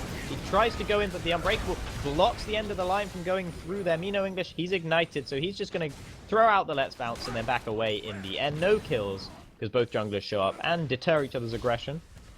Nuri is hanging around, actually, uses the Lucent Singularity to try and cut off any further chase from Arpeggiator and Stebe. This might not be over here. The turret going down for Exire, and that is good. That for them, that has evened out the gold lead, finally, which they've been looking to do for a very long time. But another mid lane turret might go down here for Exire, and that would actually put the gold lead in their favor, which would be even more beneficial for them. And it is going to go down. Arpeggiator, one last slap will do it. They're actually going to let the minions take care of it in the end, but the whole time Highlander has been split pushing in the top side. Yeah, he's got the Z0 portal as well, so he's just going to be clearing out these minions. He's got the tremors as well to do as much damage as possible, and he's going to potentially, it looks like he's just going to commit fully to try and get this turret, and it's going to potentially go down with that portal continuously hitting it. Yeah, he decides in the end he is going to back away, but if the minions can keep making it through from the ZZ Rot, then they might be able to take it down. The wave is cleared out by Arpeggiator, and he should be able to deal with this in the end as he heads towards the ZZ Rot to take it out. Hero minion? Oh, got stopped by the other wave. Unfortunate there. He tried. This other hero minion is killing himself slowly, and there he goes. Unfortunate for him. Exactly. Kios Baratin actually uses the package aggressively in the middle and jukes away from the light binding there, and Nuri, he is dead. Warded comes in, says this kill is mine, move over Corki, and picks up that one with the headbutt in the end. Nuri missing that light binding there, and Kios Baratin did do a very good job of Valkyring away from it in the end. Completely necessary combo there from Warden. I mean, the kill was pretty much all but secured, and he just came in and finished him off. Oh, the culling! Oh, the culling lovely comes out. pickup. The range was enough, but not enough. But so many projectiles fly over that wall that Muyu has no hope of staying alive. Perhaps it was a little bit of overkill as Sheffen used his ultimate onto it there. SLB trying to keep the turret alive. And Mino English actually goes in. He's onto the backlines now with the Let's Bounce. He does quite a bit of damage. Highland very well. Kios Paratin down. Will they be able to take down Sheffen as well? They're actually going to turn around onto Warden instead. He does have the Unbreakable Will, so he is able to pop that one, but they can try and wait it out. Mino English actually trying to go still aggressive onto Sheffen, but he might find itself turned on its head here as it's getting smaller and smaller. Going to be popped surely. There he is. He's been glooped himself into the passive. Sheffen, he's ignited. Surely going down. He dashes over the wall with the Kruger. Will he be able to stay alive here? Highlander going into it. He jukes away from that Lux ultimate and gets out in the end. Mino English was taken down, but the fact that they tried so hard to get Sheffen out and to take down Mino English might mean that both Warden and Arpeggiator are going down. Nuri sweeping up here, surely. There it is. I mean, Sheffen stayed alive, but was it worth it for Exire? I mean, Sheffen failed the jump over the wall, so he had to flash, and then he jumped straight back over for the Mad Dukes, but it's just not enough in the end to be able to escape as he escapes, but he does trade Arpeggiator and Warden for it, so maybe not entirely worth. And it looks like the Dragon is going to get picked up as well from Flying Mariachis. Another easy pickup considering that Sheffen had to just straight back away, and it's just a little bit too late, and he's going to get jumped on by Muyu. Yeah, culling coming out, but not... Most of the shots not going to actually hit Sheffen in the end. He can quick draw away from it. And yeah, Ultimate's not on a huge cooldown now from Sheffen. More collateral damages will be coming out any moment. So shouldn't be too bad for him. Yeah, it's really got to be Kios Paratin who's careful in these fights because he seems to be getting picked off on the backside relatively a lot in these fights. Highlander was able to just powerball straight through the entire team and just jump onto him. And that was, I mean, he was already low from the really good engage from Mino English, but Highlander able to just basically steamroll through the middle of the entire team and just grab him with the taunt to finish him off. Yeah, I mean, he does have such a huge gap closer, or rather gap largener. That's not really a word. You know what I mean. With the Valkyrie, so he should be able to be safer than other AD carries would be, but he is being picked off on the backside of these fights quite often. And we did see at the beginning of that fight, Sebe tried to go aggressive onto Muyu, and of course LeBlanc trying to blow up an AD carry. Standard stuff. The AD carry wins, that's not so standard, and that is a problem for Exile. Yeah, definitely, and we're seeing these tanks really start to scale as well. I mean, there's more bars than an angry Scotsman stag do at the minute, and it's looking like they're going to start to get to the point where it's going to be pretty much unkillable unless they can really get some solid peel in these fights.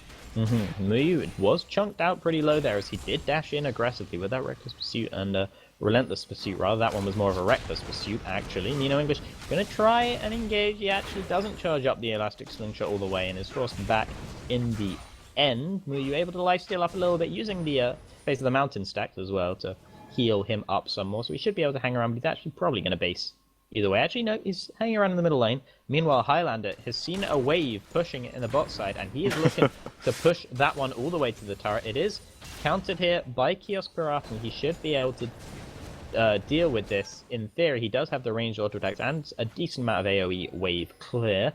Sebe was hanging around the bottom side as well, just to provide a little bit of extra threat, and Highlander does back away. Actually, no, he fakes backing away, and he's going back in here. As soon as Kiosk Baratan leaves, Highlander is back. He doesn't have his ZZ Rot available right now, which would help him out quite a bit, but he does have the Tremors, so he might be able to do some damage to that turret, but now Arpeggiator is the one has drawn the short straw and has to go and deal with the Rammer split push. Yeah, I mean, Highlander doesn't know what like the rest of the team is. He just sort of sees a turret on the outside lane and says, you know what, I need that.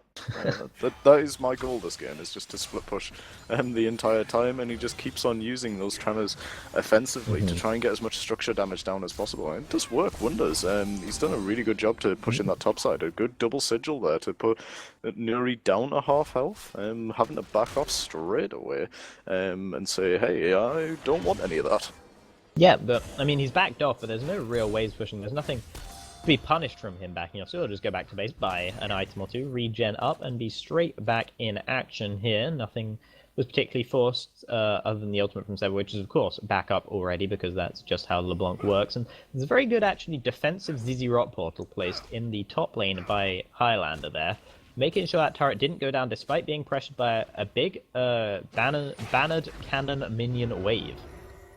Yeah, so the thing is, the ZZ Rot portal is great for just slowing down waves and even just keeping them enough so that if you chip them down bit by bit, it just slows them down and means that you can send people up like a little bit later to deal with it. So as we saw, Muyu did head up to that top side and comboed out the banner commanded minion and the fairly large wave, so it picks up quite a lot in the end. Can be a little bit counterproductive when it can hold the wave so that it gets bigger and bigger, but at the same time it just means that you get that little bit of breathing room to rotate and move around. Speaking of rotating and moving around, Exile rotating towards the Baron pit here, but they're not going to commit to it. They're just going to clear out some wards. They're looking to start a bit of a Baron dance, you'd have thought here, but they're not particularly that much stronger than the Flying Mariachis now. And this game is going to go right to the wire here. Very close currently at 36 minutes. We're getting some pretty big death timers, so one decisive fight could be the end of this game. But the whole time, Highlander is pushing down that bottom lane while the top lane, or rather the Baron, is being pressured. Highlander accidentally taking a couple of turret shots that'll hurt him a little bit. The Tremor's coming out, and Arpeggiator and Sheffen are both on the way, but Highlander might take down the turret in return for his life. He focuses very hard on the turret, does pick it up, and now he's going to try and get away. He's got that speed from the Powerball, and that is a free escape. Arpeggiator not willing to use his ultimate in the end, and good play from Highlander. Good presence of mind to realize he could keep that tower, or he could stay around rather, and take the turret down before having to back away. Oh dear, and he's just finished off his 4-mail as well. He has reached the point where it's going to be very hard to kill this Rammus because he's just so tanky. Sheffen can't really do a lot, doesn't really have any kind of mass amount of penetration currently, only has that Giant Slayer to really get a little bit of extra damage, but even then it doesn't really spread through anything that this Rammus has. Pierce Baratan obviously doesn't have any kind of... He has the magic damage, but that Banshees and the ZZ Rock Portal is going to be enough to really sort of minimize that as much as possible. And Highlander's just at the point where it feels like there's only really Sebe who can do any kind of damage, and even then it's not going to be a lot because he's got that burst, and then you've got nothing to contribute to the rest of the team to try and take out the squishies. Yeah, of course, exactly. So if Sebe does use that damage onto Highlander, and of course a lot of it will be negated by the Banshees though, right? Because, I mean, Sebe only has a few spells, and one of them has to pop the Banshees, and he's reliant on all of the spells if he wants to really bring out a huge amount of burst, particularly on such a tanky champion, and probably not going to be using it onto him. Sheffen, he was caught out by a bit of a light binding, chunked down to about half health by the Lux ultimate. Nuri won't have that one available for a little bit now. SLB, he's actually caught out. He's definitely going down there, posturing too aggressively. Muyu has to get away, flashes away from the unstoppable force. Mino English, he's on the backside, Here comes Highlander through the team, but he's probably going to go down. Kiers Broughton actually turns around onto Highlander instead. Never mind, he's decided that he wants the Zac. But Muyu on the backside, he's taken down by Sebe. Nuri trades it back and flashes away over the wall to keep alive. Mino English just about gets sniped by that rocket there. Highlander, he's so tanky, he's still going, and he has so much health. Mino English was taken down through his passive by Sheffen. Nuri tried to get in there to try and contribute something to help Highlander out, but forces his own flash away, and he is going to go down. Highlander, meanwhile, he's probably going to take down Warden here. Good job, and there's so much he can do here to delay this. There is a big wave pushing for Exire in the bottom lane, which they won't be too unhappy about. And Highlander does feel that he has to actually go away and clear that in the end. So the Dragon will finally go over to Exire, but the fact that Highlander can just stay alive forever means that it's very, very hard for them to have any sort of decisive fight unless they take down everyone else very quickly. Yeah, that's the thing. Is these fights pretty much go around the point of Exile has to basically kill everybody around Highlander, and then everyone focuses on him, which is a perfectly fine strategy, because when somebody like this becomes just so tanky that you can't deal with them in the front line, then just kill everyone else. Easy enough. So Sebe just jumps into that back line, takes out Muyu straight away, because that fight would have went a lot differently if Muyu had been given the opportunity to regen slightly up with that Blade of the Ruined King and more. He would have just been able to get so much damage done in this fight, but it would take him out immediately, and it does pay dividends in the end.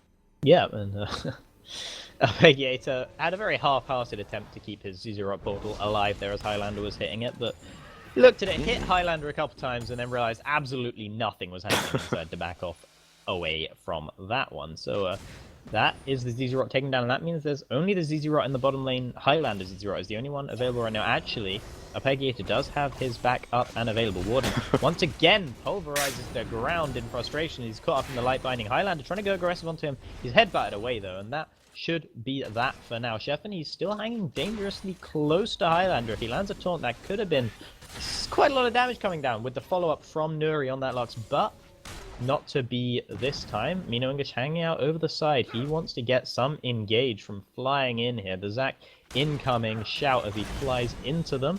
Sebe lands a chain onto Highlander, but that's not really going to do much, and the culling actually comes down to Sebe. Muyu, he's gone quite far forward, and Arpeggiator forces him away. The ult coming across, Sheffen chunked down to half health. He's going to have to back away. The chair hit him in the face as he tried to come forwards, and he's going to recall back to base. The package, it's available for Kios Baratan, but he doesn't have it right now. He could go back and get it, but that might mean that this middle turret goes down. It might go down anyway. We'll see if they're able to counter-siege this, and Sheffen will be back in the lane by the time the wave gets to it almost, and here he is. Highlander tries to go onto the turret. He knows he can tank the daze, but it's not enough to take the turret down because he doesn't bring all that much damage, and they can clear the wave so quickly, and there's just a bit of a stalemate going on here. Both teams are so... Everyone in this game is so fed, really, that it's cancelling each other out, and it just means that little is happening in these fights.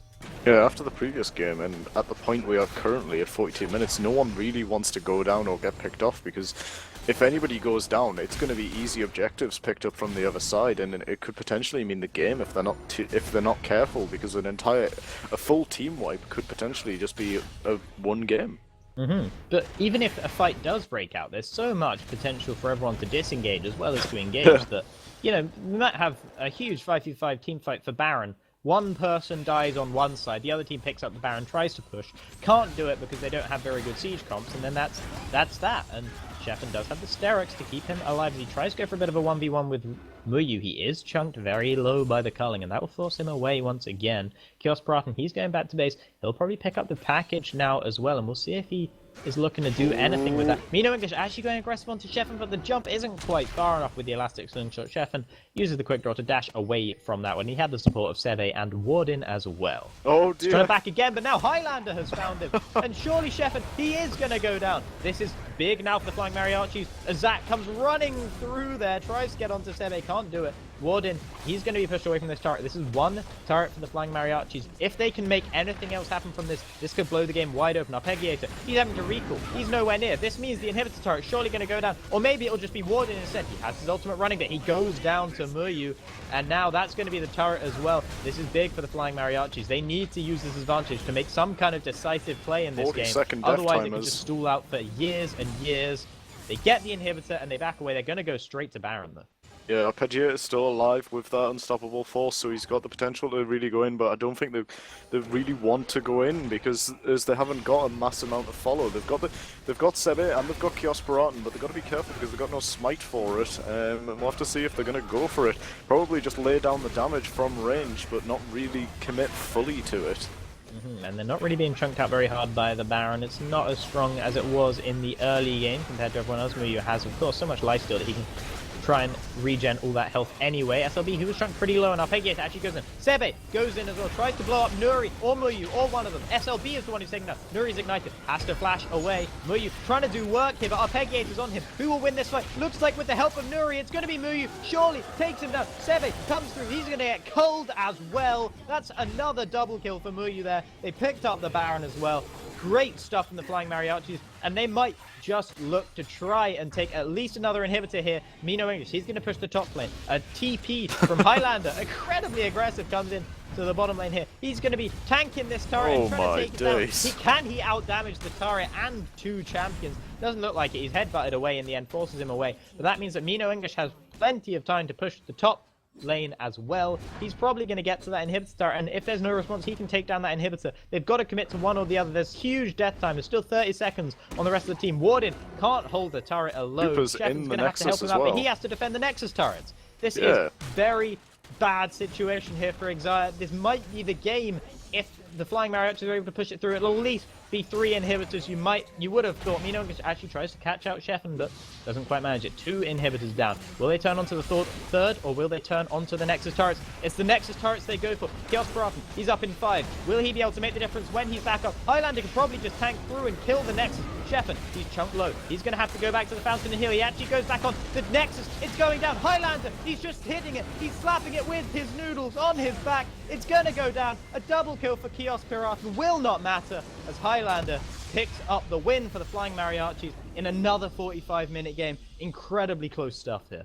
Yeah, 24-24 in the end, and it was pretty much as close as it can get, although Highlander showing turtle power at the end as he just tanks up everything they could throw at him and uses the TP so aggressively to come into that top side, use the Baron buff to maximum effectiveness, and it does finish off the game in commanding fashion to pick up a 2-0 for the Flying Mariachis.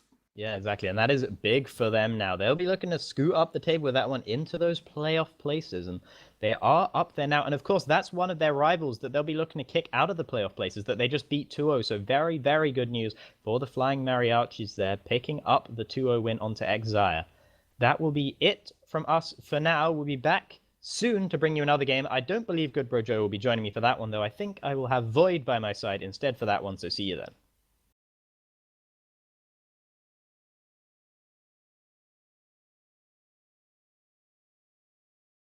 I smoke a lot of weed. My mom says I'm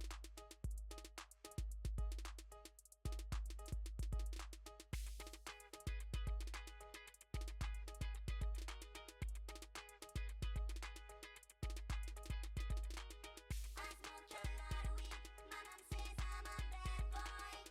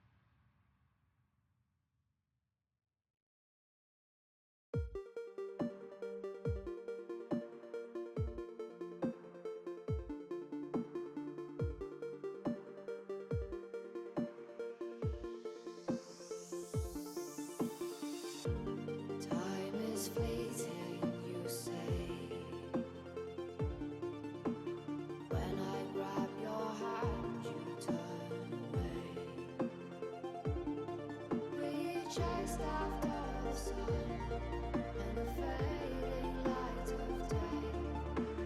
Watch the broken shores slip away. Hold me close till I hear the ground. Never know that the only sound is my heartbeat like a hummingbird. Hear my heartbeat like a hummingbird, like a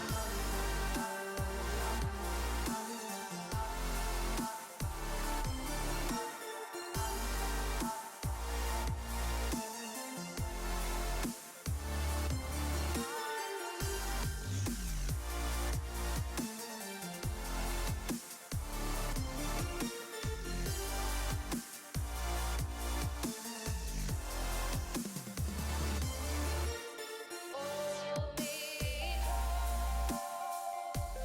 till I hear the ground. Never know that the only sound is my heartbeat like a hummingbird. Hear my heartbeat like a hummingbird, like a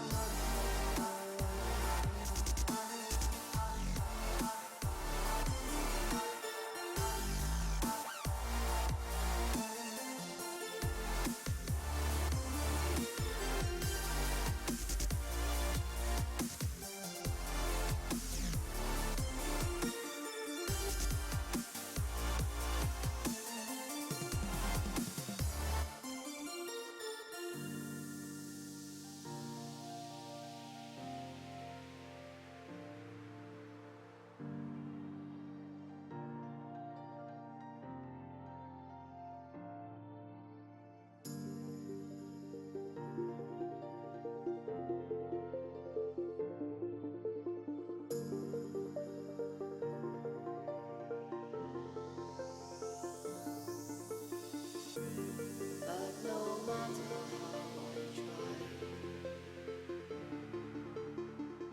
you still won't look me in the eye.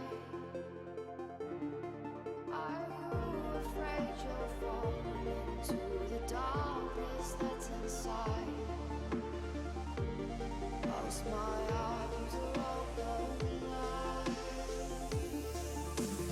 Hold me close till we hear the ground. Never know that the only sound is my heartbeat like a hummingbird. Hear my heartbeat like a hummingbird, like a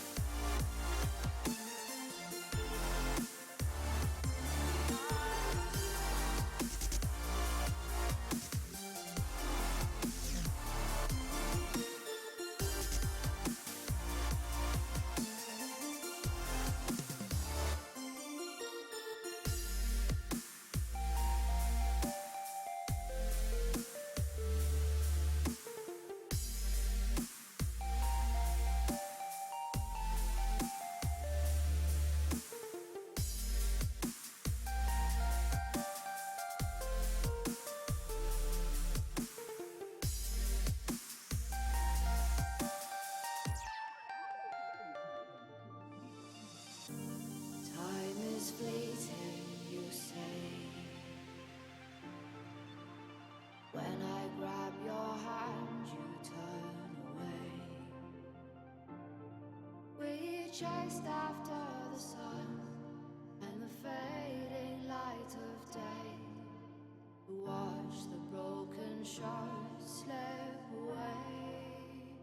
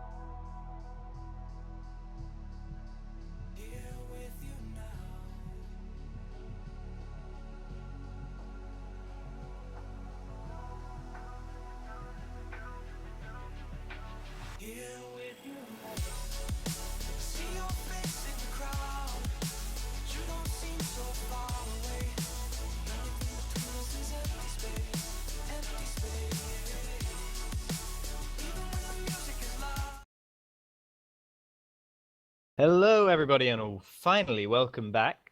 This is now Game 2 of Week 5 of the Vespyr Premier League. My name is Tasty Aldar, and with me is no longer Good Bro Joe, it is Void. Say hello, Void. Hi, it's great to be back. Excellent to have you back as well. So, we are bringing you this game. Bat Trundle already banned out here on the side of Ground 6, and they will be up against the Zenith Rangers on the red side.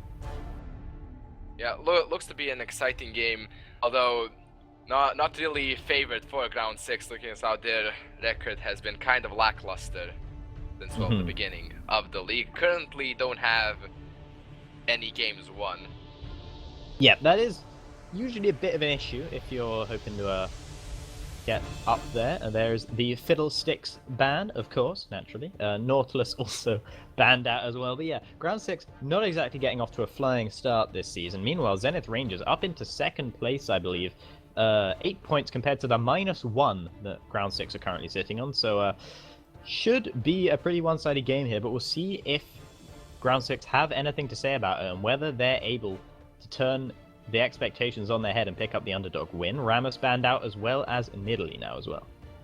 Well, such one-sided matches are always the best because there's always that factor of a possible comeback, like the underdogs managing to beat the favored winners. Well, we'll see if that is indeed what happens. Certainly, Jungle Prodigy, Fengdare, Gildan, Turco Loca, and Face to Death will be hoping that that is indeed the case. Lee Sin banned out as well, and that does mean that Lulu has made it through bans, but not very far through picks, as she gets first picked on the side of Ground 6. It wouldn't be a game of League if Lulu wasn't picked. Or banned, of course. Yeah. Like, we have talked about Lulu, I think, the most out of any other champion.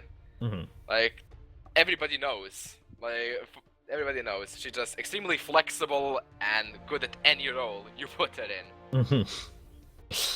Yeah, so be able to see whether that goes over to the top side for Fengdare. Fengdare usually likes to play more aggressive champions than the Lulu. He likes to play the carries, he likes to play Fioras, he likes to play Quins in that top lane as well, I believe. Maybe Darius as well, I believe, is a particular speciality of his from time to time. On the other side, Lucian and Gragas are locked in for the Zenith Rangers.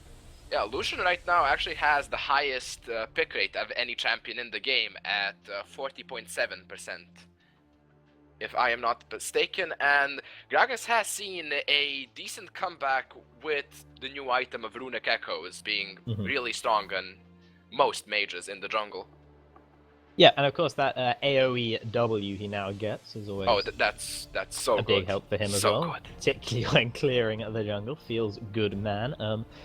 There is the Rek'Sai locked in for Jungle Prodigy. That is, interestingly, Rek'Sai not really been nerfed all that much ever, just sort of slightly faded away from the competitive scene, but is going to be locked in here as well as the Braum as well, which made it a surprisingly long way through before being picked.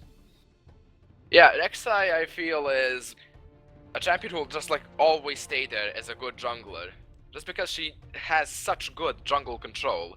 With the Tremor Sense, with the tunnel, the high maneuverability, some unexpected ganks coming through walls. Like, maybe not currently in the meta, but it's always a decent pick at the very least. Yeah, it feels a bit like the Orianna of the jungle, or exactly what the Thresh would be perhaps for the support role. Always there, always never the worst pick, really. Yeah, and we also see a pickup of the Braum, which is really good. Not to let decided pick the Lucian pick the Braum as well, because we know that's not the lane you want to go up against. No, and we have seen 2 Lucian Braum lanes already today, unless I'm very much mistaken. However, we will not be seeing another one, as this one is the Lucian Thresh lane. Now, in terms of lore, they have negative synergy, but they don't synergize too badly in-game, and the Shen has also been locked in. That will be going over to Nadname in the top lane, I imagine. Yeah, the Lucian Thresh, like, a love-hate relationship, definitely. Lore-wise, they hate each other. Gameplay-wise, they synergize so well. So mixed feelings there between the two, and we know about Shen. Shen is this extremely tanky top laner that can just appear out of nowhere with the teleport and the Stand United. It's always a nuisance. Yeah, hasn't been seeing an awful lot of play in competitive since the rework, but we are going to see it picked here, as well as Gangplank, interestingly enough. Despite all the recent nerfs and hits Gangplank has been taking, still surviving through. Neither the flames nor the nerfs could claim him, and he is back in action. That'll be Fengdair probably taking that to the top lane, and I imagine the Lulu will be going to Gildan in the middle lane, and Turco Loco locks in the Callista for himself.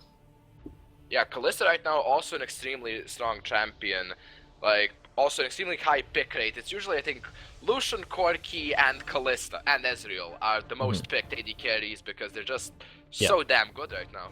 And we actually have 3 of those champions in this game, as the last lock-in was the Corki, and Paro in a box will be taking that to the mid lane by the look of things. So that means Lucian in the bottom lane for Flirt Mechanics, as you would expect, wrecked by a 15-year-old, going to be on that thresh there. Great name, by the way. Top meme. Top meme. Mokro on that Gragas and Nadname going into the top lane with that Shen, and on the other side, Fengdair, he's picking up that Gangplank for himself, looking to try and see if he can bring that carry performance that he likes to bring to games. Jungle Prodigy in the jungle on that Rek'Sai.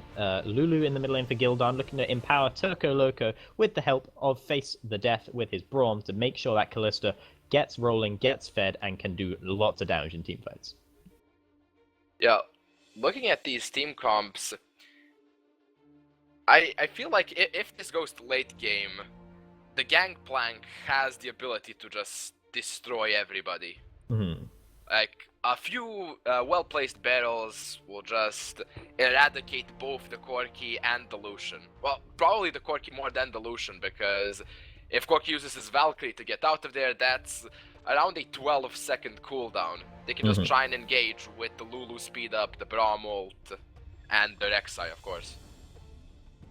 Yeah, of course, and I think that it's pretty clear in general what carries on their team. They're looking to facilitate those carries to carry. Fengdair, obviously on the Gangplank, towards the later game will need less help than Turco Loco, who's probably going to get the majority of Lulu ultimates of being protected by the Braum as well. And on the other side, it's a more sort of rounded out team comp with a double marksman composition, the mid lane and the bottom lane, Flirt Mechanics and Power in a box, both playing pretty high damage champions, and Shen has more damage now than he ever used to before. Yeah, especially going that Titanic Hydra helps him with his biggest problem, which is the wave clear. The reason why he can get punished when he uses Teleport or Stand United. Now with Titanic Hydra, it does so much damage as well. And I feel like Shen can be in a really good spot if utilized correctly in this team. Plus, you have the Corki who can just like package in, get Shen ulted, and possibly even survive. Yeah. A completely overly aggressive package. That would be quite an interesting interaction, actually. The Shen, the Stand United onto the special delivery package. That would be quite the play, and especially if he was able to Valkyrie back and then take the Lantern away to get Paro out of there and leave Nadname. I mean, he might not be in the best of situations after that, depending on the situation he threw himself into. Well, he's Shen. He's gonna survive. He's Shen. Yes, he's gonna tank the hell out of everything. And like, that seems like it, at the very least, is going to look fun if it happens. Like the Corki Airlines. Transporting Shen to the other side of the team and coming back around. Yeah. Okay, so based on these team comps, do you think we'll be seeing a surprise upset win for Ground 6 here, or do you reckon Zenith Rangers are going to be able to take out the win for themselves with ease? I'm not too sure. If they shut down the Gangplank, it could become difficult for them. Like, Callista is still pretty strong, but I feel like they'll just get overpowered by Zenith. Yeah, well, that appears to be what our viewers believe as well, with 100% vote for Zenith Rangers to win the game so far. Absolutely no faith in Ground 6, for shame on all of you. 3-minute delay is about to be over, as we are going to be ticking down into the loading screen now to see what the skins are and what those Keystone Masteries are as well.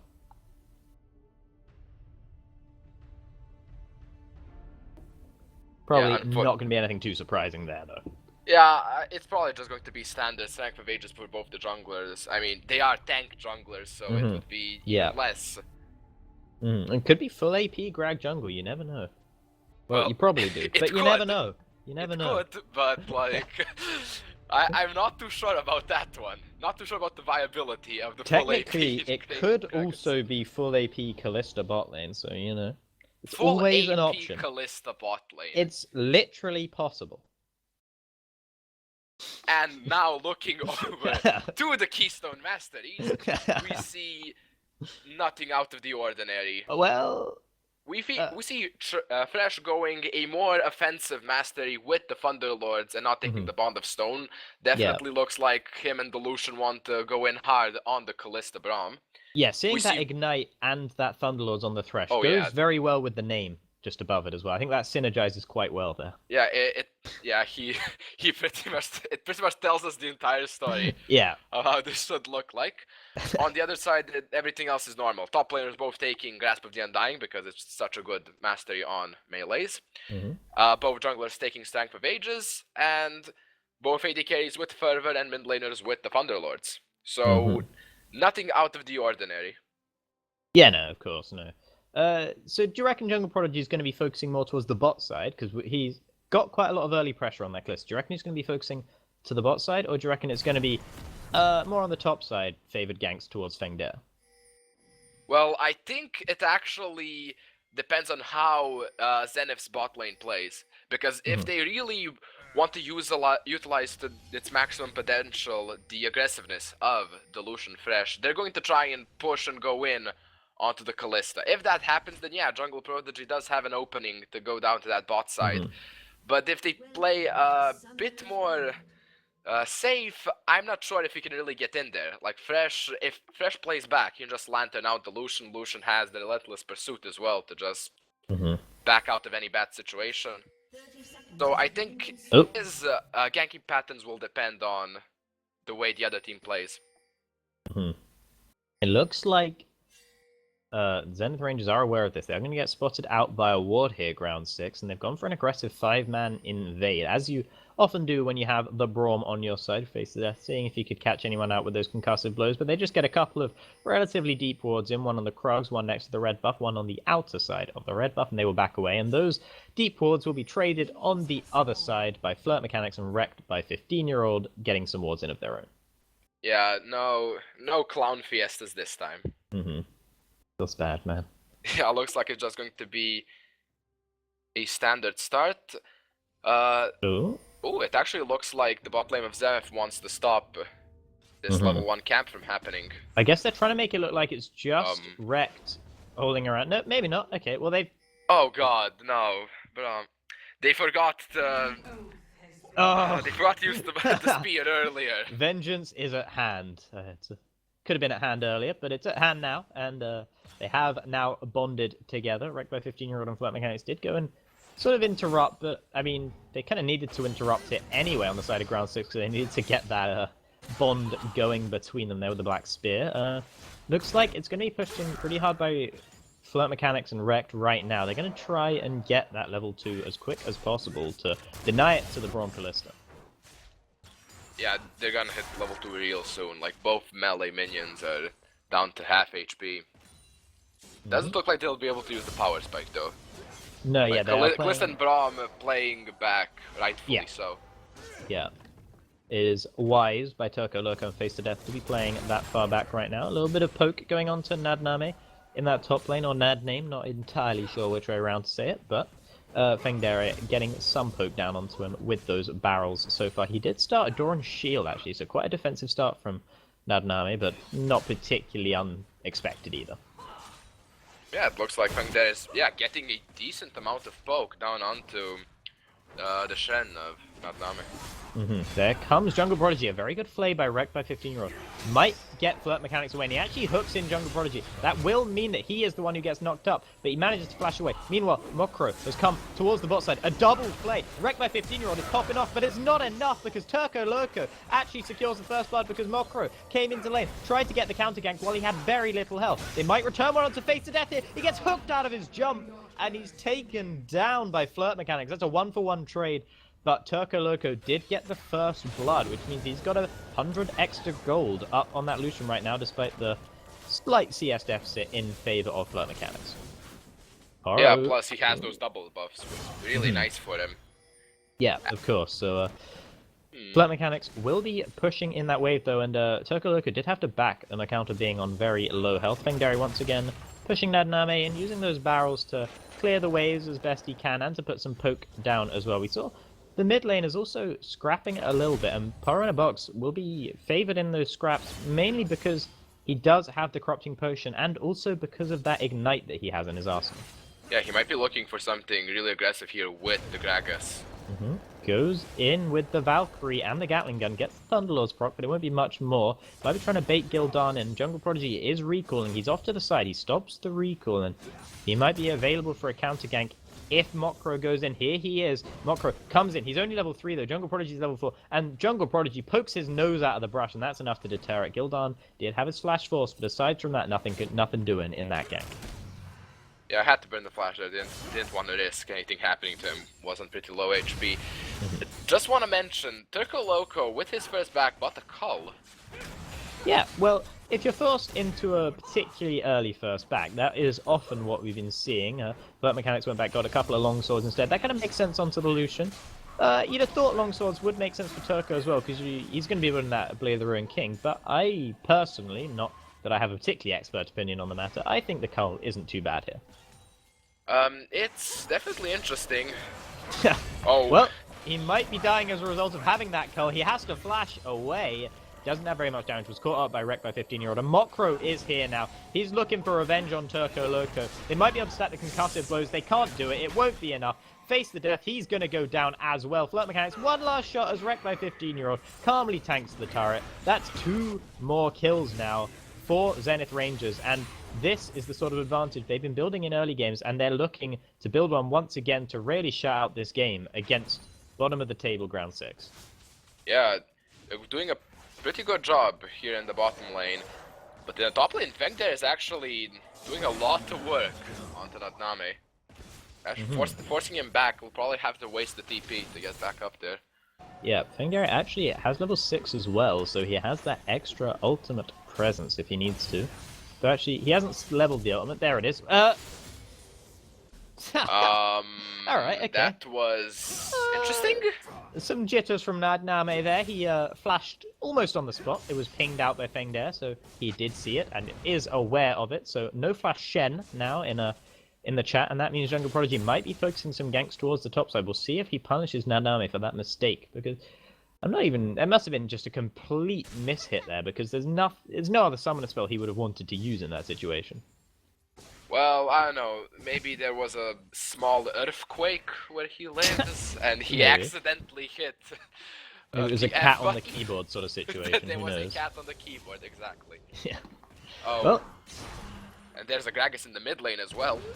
There is a Gragas in the mid lane. Very different to a cat he is. A big, fat man instead. He's only level 5. Doesn't have that explosive cast available. But it might not matter, because Gildan does have to ult himself, and he's going quite low. Jungle Prodigy gets the knock-up in, and that will be enough to secure Gildan's escape. But Jungle Prodigy, he's going to have to get away. He's knocked and stunned a little bit by that. And they're actually going to go aggressive onto it. The Ignite comes out from Poro. He doesn't quite land the rocket, but will the shield last for long enough? It does. Jungle Prodigy stays alive despite the Ignite. Very good play from Gildan to keep him alive there.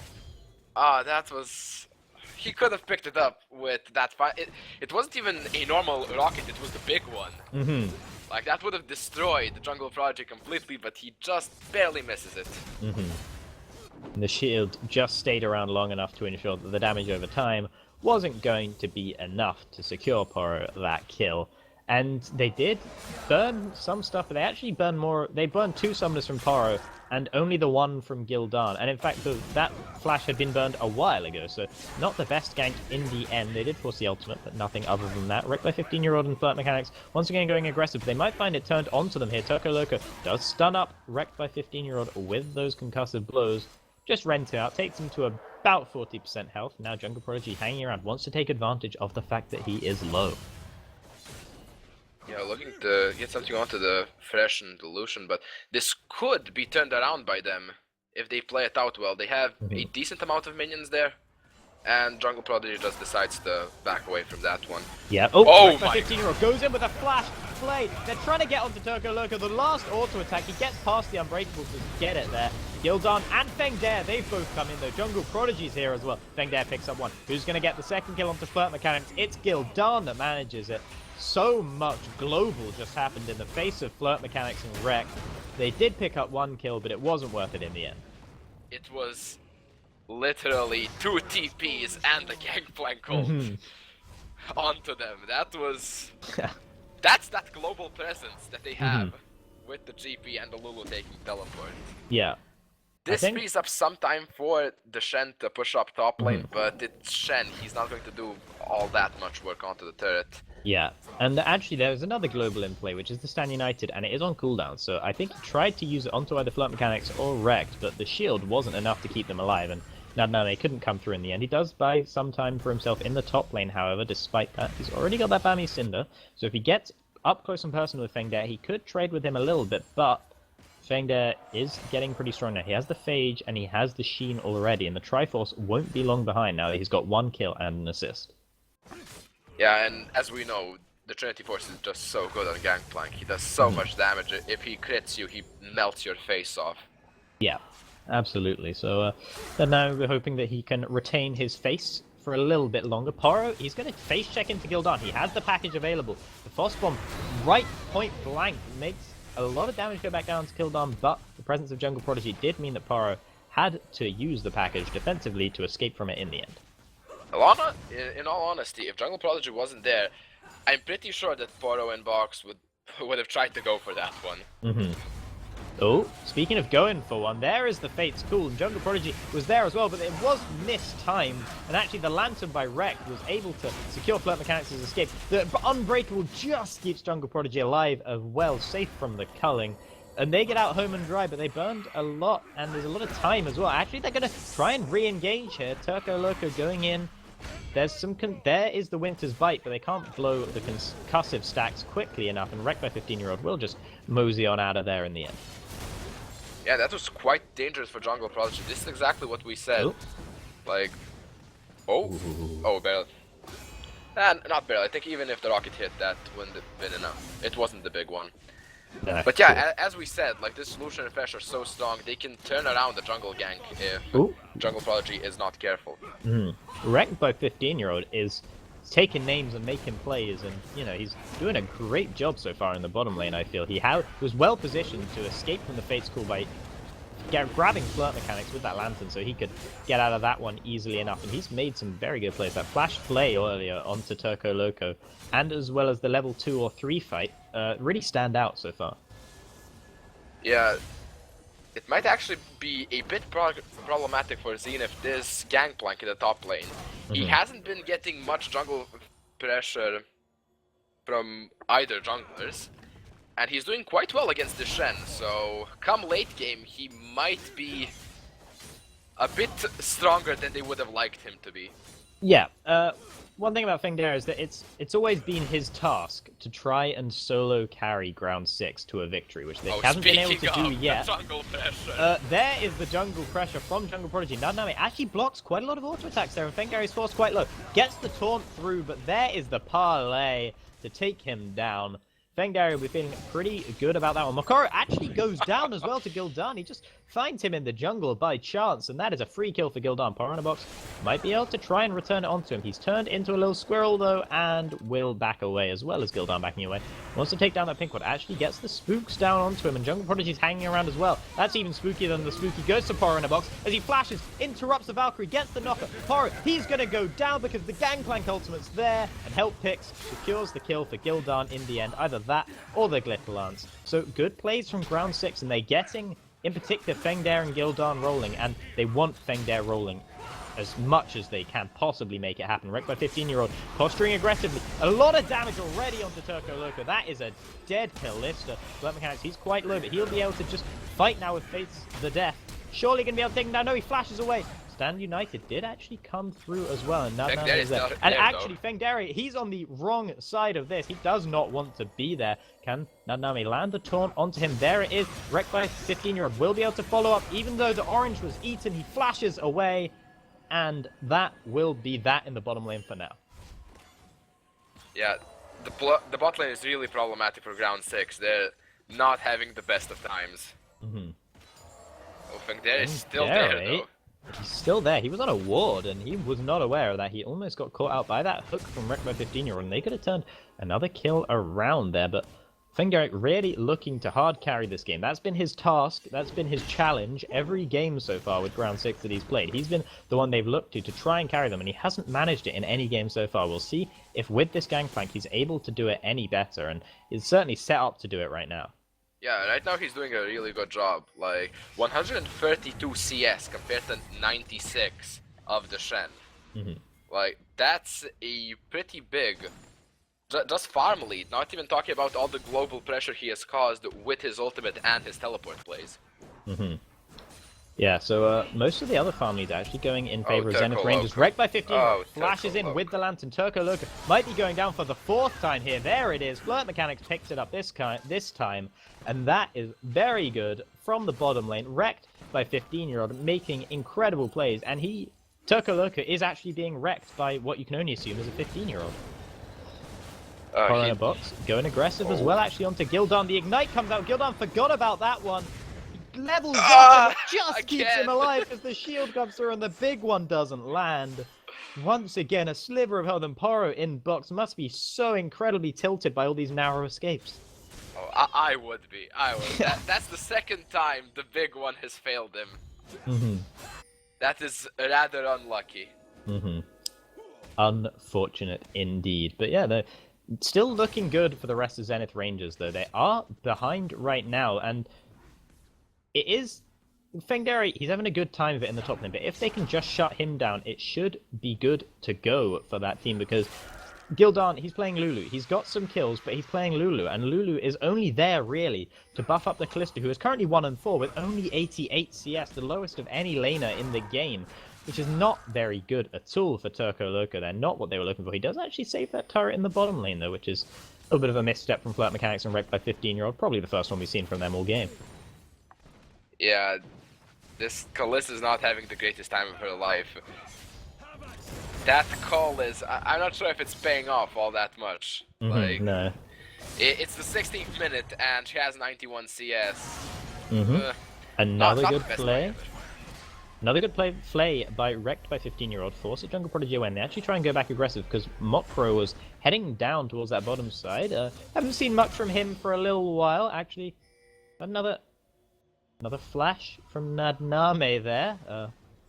Well, that is being forced by Fengderek, I suppose. He wants to get that last barrel, will get it and stop the back from Nadnami. He's going to have to Shadow Dash away to get away from that one. Another Fate School comes in. Flirt Mechanics might find himself actually caught out that stuff. He's in the Gangplank ultimate. And now, there comes a Glacial Finish. Horror in a box, coming over to the side now. Tries to go onto Jungle Prodigy. Jungle Prodigy gets Wild Growth onto him, but surely he's going to go down. Gildan and Jungle Prodigy both hit in the body slam. Meanwhile, face the death. He is the sacrificial lamb as Mokro picks up that kill, and that is a good play from Zenith Rangers. They pick up a turret as well on top of it, but the whole time Fengderek is split pushing in that top side. Nadname came down with the Stand United, and that means that Fengderek can take down the inner turret already in the top lane.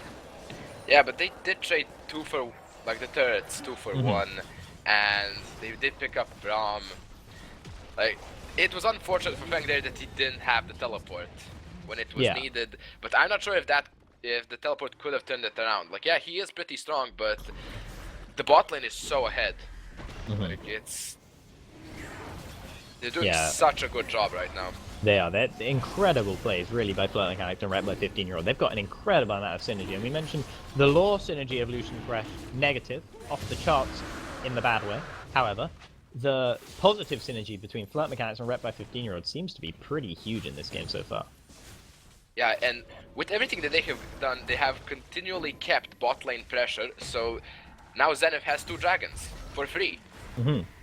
Jungle Prodigy trying to get onto Mokro there, but he can't get the Unburrow onto him, and Mokro will get away with the body slam over the wall in the end. Gildan might be looking to pressure down this mid lane turret, but Rick by 15-year-old is hanging around there, and Flirt Mechanics is on his way as well. Mokro just going to clear up the Grump and then back away from that one. Probably pick up another item for himself there in the jungle.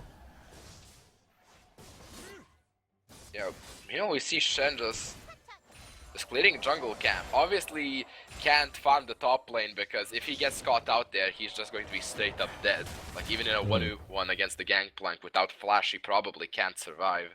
And now they've just sent Turco Loco up there to clear the waves, which is probably the best thing to do. He is having a hard time in the lane, he needs some free farm. However, Zenith notices that and moves all of their attention towards the top side and picks up a free Rift Herald on the way. Oh, is it a free Rift actually- Herald though, actually? Fengdari, he's hit. Doesn't get the barrels to go off with the parlay, but he does manage to get them off in the end. Jungle Prodigy also hanging around. Eats a culling to the backside. Wrecked by 15-year-old. Hooks Jungle Prodigy in. Fengdari, he's in the middle of the team. That's not where he wants to be. He does manage to flash out. The Gangplank ultimate is going down onto all of them. The Cannon Barrage, chunking them all low. Nadname probably going to go down as well. Gets the shield onto Flirt Mechanics, but that's not enough to keep himself alive. Wrecked by 15-year-old. Surely going to sacrifice here. Flirt Mechanics, for some reason, thought he could go back in and take it. He couldn't. It's a triple kill now for the Lulu, Gildan. And they're going to be looking to pressure on this top lane. They actually might take an inhibitor turret right now, because that is where they have taken all the turrets already. Power in a box, trying to trade onto the mid lane turret. The Jungle Prodigy is there as well. He can't really go in because he's so low health. And actually, they're not going to pressure the inhibitor turret in the end. They decide the death timers aren't long enough, but they are going to collapse onto Poro in a box. Probably going to be a dead Poro in a box in a moment now. Oh, actually, turns one kill around onto Jungle Prodigy, and Gildan was chunked low. Will Poro in box be able to stay alive? He actually Valkyrie's back in, gets a big crit onto Turco Logan, but the Phosphorus Bomb is blocked by the Unbreakable, and Fengdari now is on a killing spree. That was that one good team fight that they needed. They finally have Gangplank with them to do all of this massive damage that he has accumulated during the time of his laning against Shen, and it pays off so well for them. Unfortunately, they don't pick up like any turrets, which is, I don't know. I think if they ran just straight down the mid lane, they could have at least picked up the tier 1. I mean, I thought it was a decent idea the way they were going. They were looking to go towards the top lane inhibitor turret, but I guess they thought the death times weren't quite long enough for them. I'm not sure if they were or not, but well, it's they 20 decided to minutes play in the it safe. game. Like, Yeah. it might feel like it's longer because they're so strong right now, and you don't expect the GP to do this much damage early on, but I think they could have at least got some chip damage onto that turret. Wrecked by 15-year-old does land the hook, but has to flash away in the end because of Fengdari and Gildan's presence, as well as face the death. That turret is still living for now for Ground 6 in the middle lane.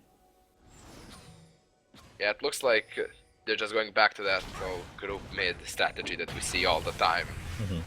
Well, everywhere. It might be the best thing for them, because that was a sort of close fight for Zenith. Even though it didn't look like it, everybody on Ground 6 was chunked extremely low. They just couldn't finish off any of the kills, and they didn't have the Corki with them. Like, yeah, Ground 6 was missing a member, but it was Braum. Like, comparing Braum and not having Braum and not having Corki is... Yeah, no, absolutely kind night of and hard day. to do. Yeah, night and day with a 4-level difference between the two. Yeah, and Poro in box, he's hit his Trinity Force power spike as well as picking up those sword shoes and an extra long sword as well for a little bit of extra damage, so he's pretty strong right now. He's been farming up a Storm, has the second most farm in the game, only behind Fengdari, who's been, of course, pushing that top lane relentlessly on that Gangplank with the barrels and the parlays, picking him up a lot of extra gold as well, and he is still looking to take over the game. Picks up an Essence Reaver, as well as the Ionian Boots of Lucidity, so that he will have those cooldowns. More parlays coming through. The hook does land onto Gildan by Rick by 15-year-old, and the turret is no longer there. He thought he was safer than he was, and Poro in a box comes in from downtown, picks up that kill. Jungle Prodigy, that's another kill. Flirt Mechanics picks that one up. Not the best explosive cast at the end there from Mokro. It was actually like, it was like the Gatorade thing. It was like a celebration at the end of it. Whoa, yeah, go team. Yeah, we got him. I think he needs the super fan skin for that one. Yeah. To look more like Gatorade, something like that. But now they're moving on to this Baron. Yeah. Question is, can they do it? Gangplank there. Yeah, Cannon Barrage comes down onto them, chunking them all pretty low. Fengdari, he's hanging around, but he's chunked himself face to death. He's going to have to get Fates called out of that one. He goes straight back in, actually, onto Poro in a box. The Baron has already gone down, secured by Mokro, and now they're looking to clean up. Will they be able to catch Fengdari here? He's going to try and get a slow onto Nadname. Gets in there, the flash, body slam. Fengdari, he is surely going down. Nadname picks it up, and the game has suddenly turned incredibly in Zenith Rangers' favor after that one team fight, that one misstep, and it looked like Ground 6 had a chance. They're now so far behind it. Flirt Mechanics almost goes down, but not quite in the end. Jungle Prodigy, he's caught now. Gets Wild Growth, that's a big knock-up, as well as the Unburrow for the extra knock-up as well. But Nadname, he can tank many auto-attacks right now. Box gets to stand united just in time. Gildan, the double shot from Flirt Mechanics will pick him up. Flirt Mechanics solo, they're all solo, but they're going to take the inhibitor turret, and they're going to look to take the inhibitor as well. It looks like they're going to do it. Turco Loco, he's coming in. in. He has something to say about it. The inhibitor surely going to go down. One more auto attack. There it is. Now, they might be able to chase onto him. Now, Winter's Bite gets onto him. That should be one kill. No, he flashes away. Face to death. Actually finds himself turned onto there by Flirt Mechanics. He's still going aggressive. He really wanted the kill onto that Braum. He goes down to Turco Lurko in the end. Not necessarily quite so worth it. Another TP coming in. Fengdere should be able to take down Mokro if he can get onto him here.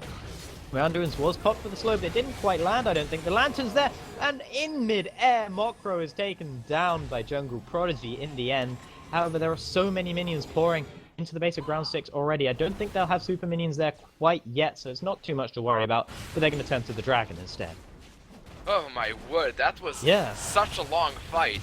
Like spanning from Baron to middle inhibitor to tier 1 mid turret.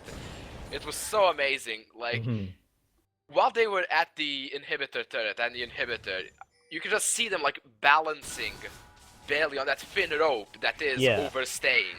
And in the end, they kind of get bitten a bit by the side of Ground 6 because of how much they overstayed. But they do pick up an inhibitor at 25 minutes, which is pretty worth for them, and Fengdere might be dead now.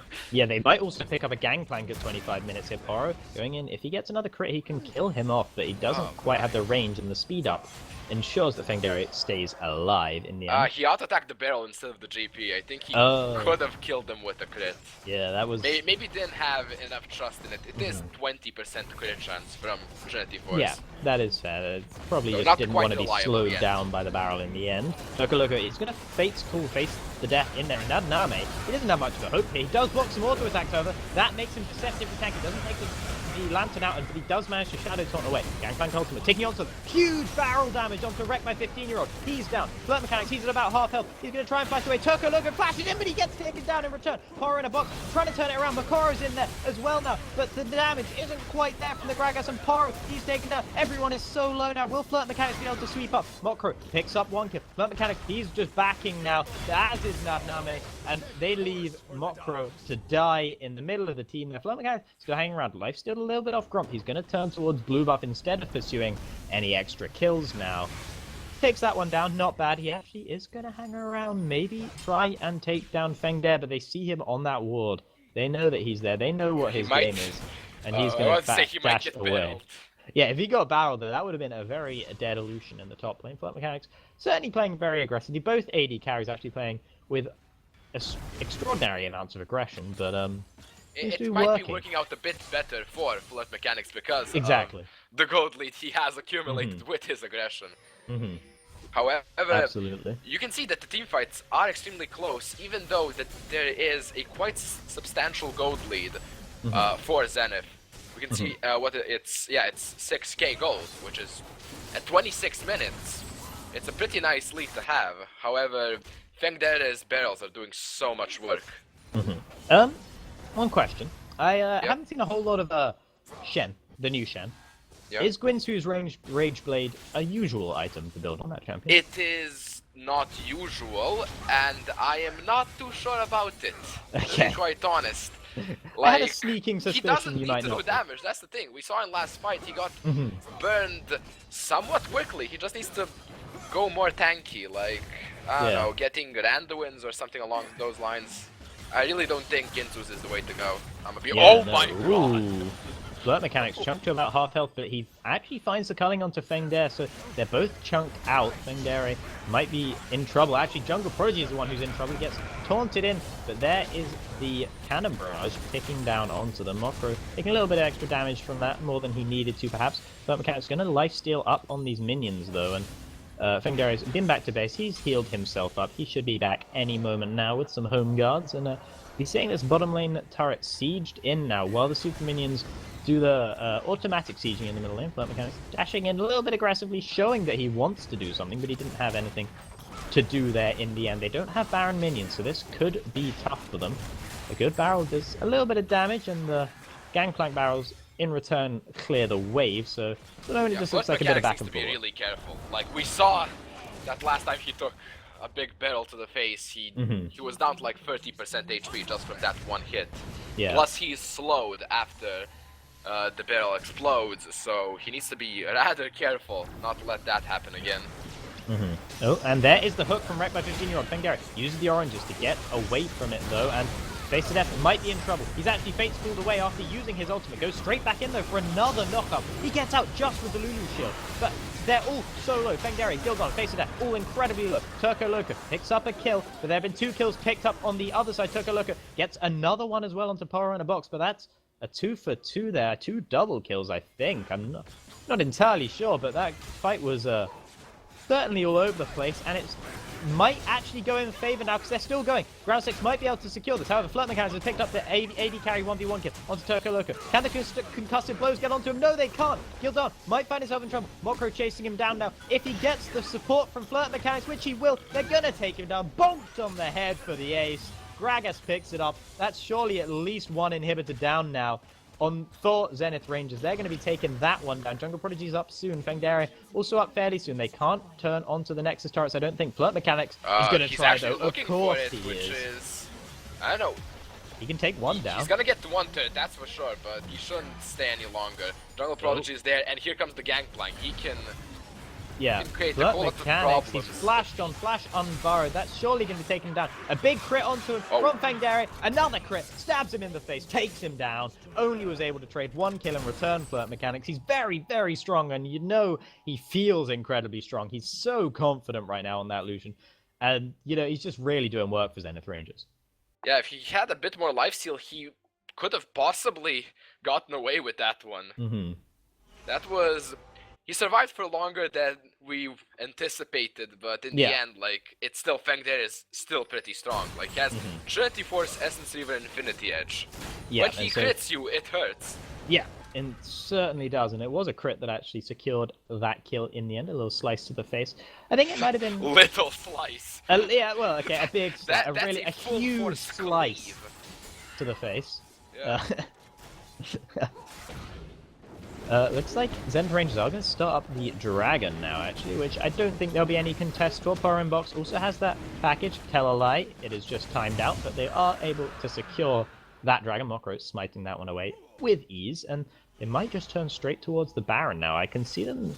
They have a lot of pink wards in the area. There's only a couple of wards for ground 6 in the area, and they are heading towards it. Nadname does take the Baron aggro with that Sunfire cape of his, so he's having to be a little bit careful about that. There's one ward. Will they spot it out? Mokro, he did spot it, I believe. Wreck by 15-year-old is going to go onto it, but meanwhile, Baron is already being chunked to below half health. Flirt Mechanics does so much damage to it, and there it goes. Smite secures it. Hook doesn't land for once from Wreck by 15-year-old, but Fengari, he's postured way too aggressively, flayed in, shot down by the Lucian, and that is another very, very crucial kill now for Zenith Rangers. They look to pressure into the base. They're looking to end the game. There's no inhibitor to take here. They want to take the Nexus turret. Yeah, and with Fengari dead, that's the majority of their wave clear just gone. Like, Turco Loco has to get within auto attack range of minions to clear them, and it looks like it's just a straight up dive. Yep, there is the dive starting now. Box is having some trouble with Jungle Prodigy, but meanwhile, Nadname tanking up a huge amount of damage there. There's 1 kill. Box picks it up. Another kill comes towards. 2 kills now for Flirt Mechanics. He is so strong. Turco Loco, the only man alive, and he gets sniped by the big one to take him down on his own fountain. Poro in a box picks up that last kill, and that will be a win in the end for Zenith Rangers. Very well played by the entire team. Flirt Mechanics doing so much there. So much damage coming from the Lucian. Absolutely. Just incredible to watch.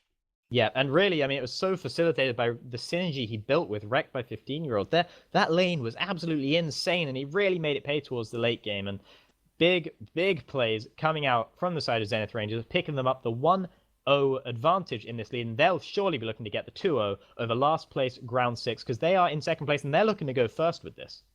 We'll be back in a moment to bring you the second game.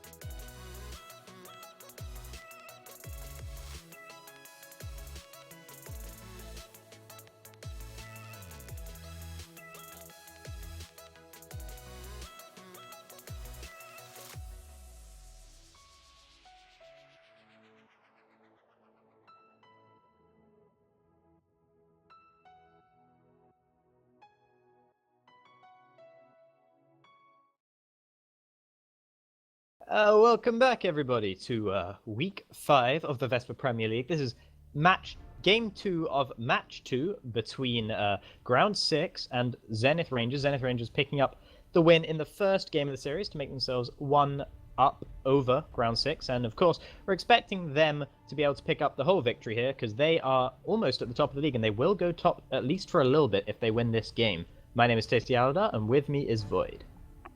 Hi there.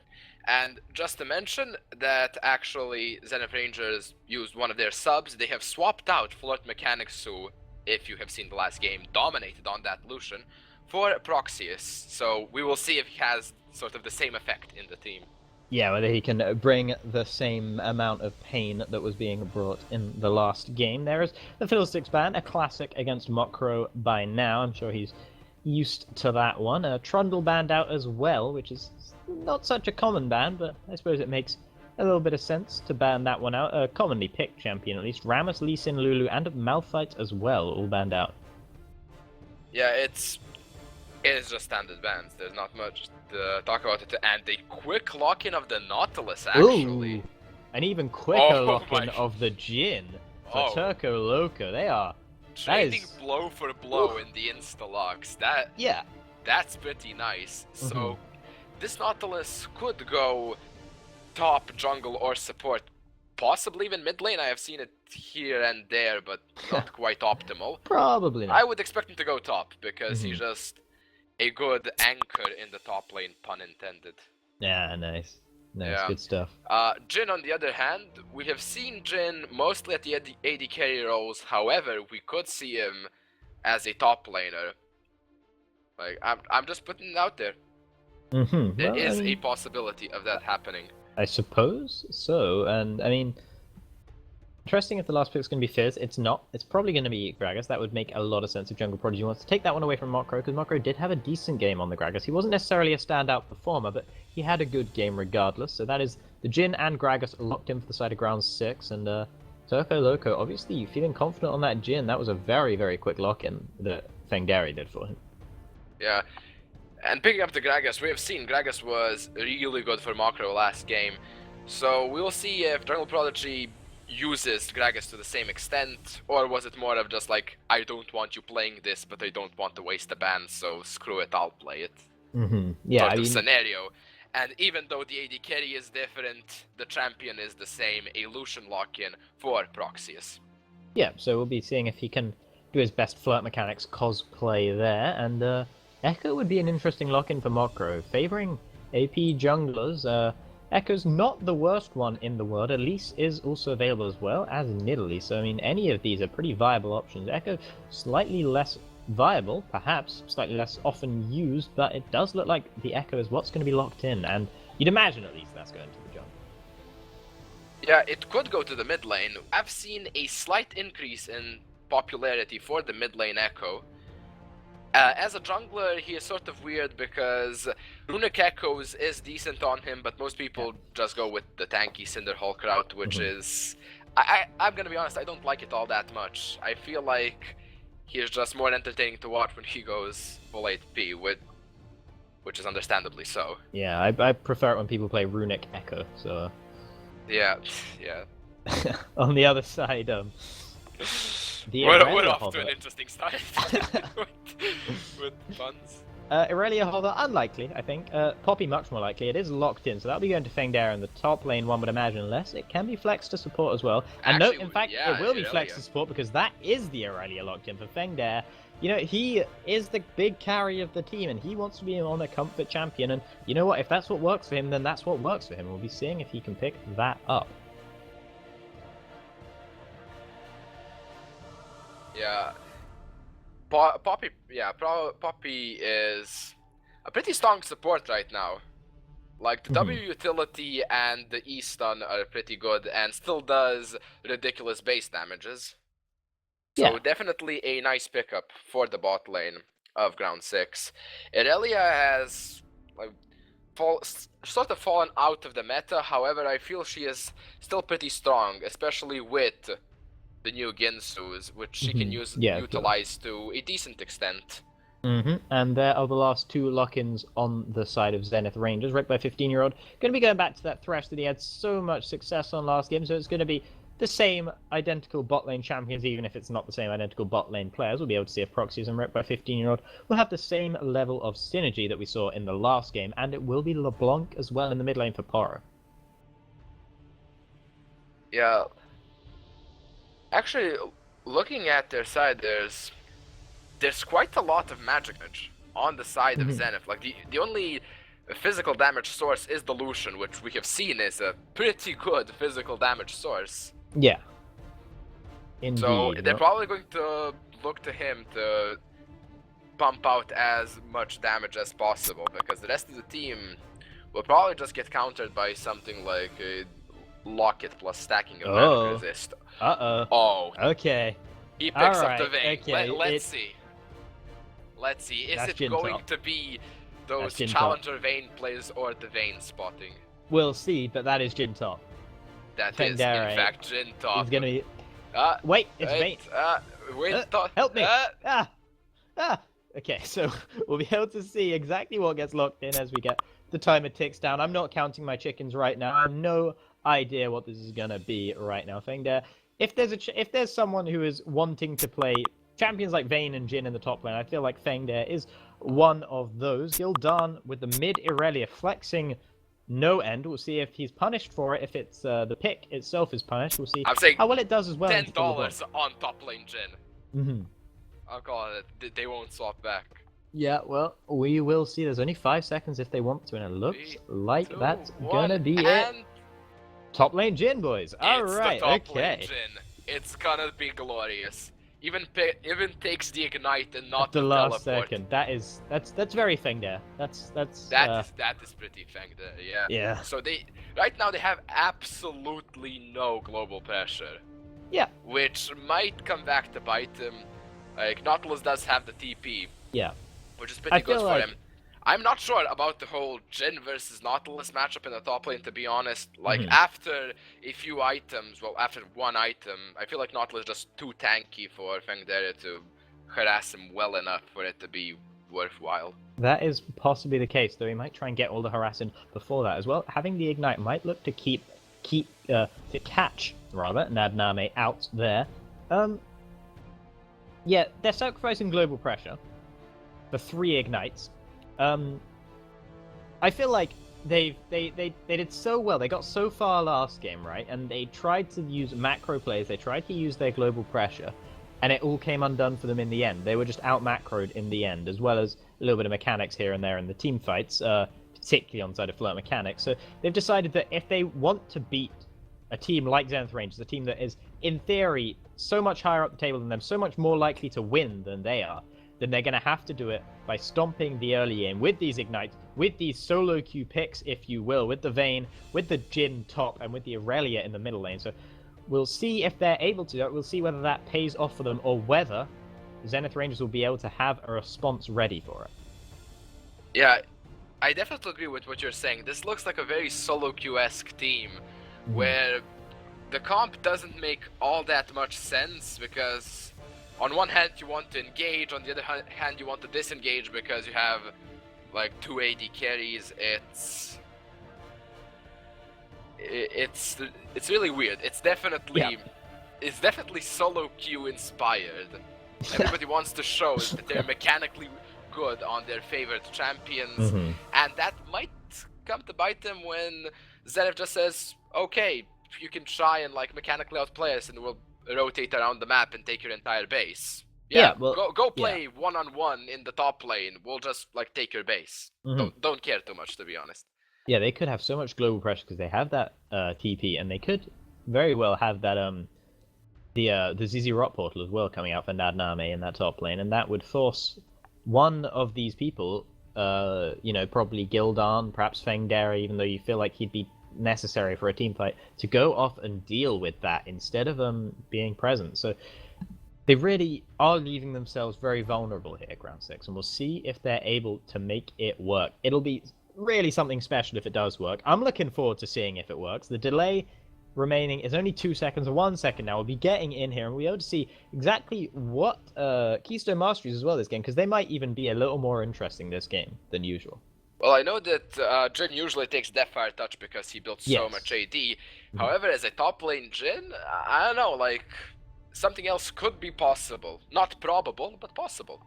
It's possible. We will see exactly what it is. It could be Thunderlords. Thunderlords not bad on Jin either.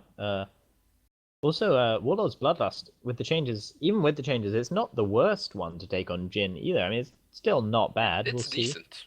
Yeah, we'll see And exactly we see what it is. Thunderlord's Decree. Yeah, it is Thunderlord's Decree. And speaking of the new Warlord's Bloodlust, we see Turco on that vein, picking that one up. Of course, Lifesteal working really well for Vayne. Yeah.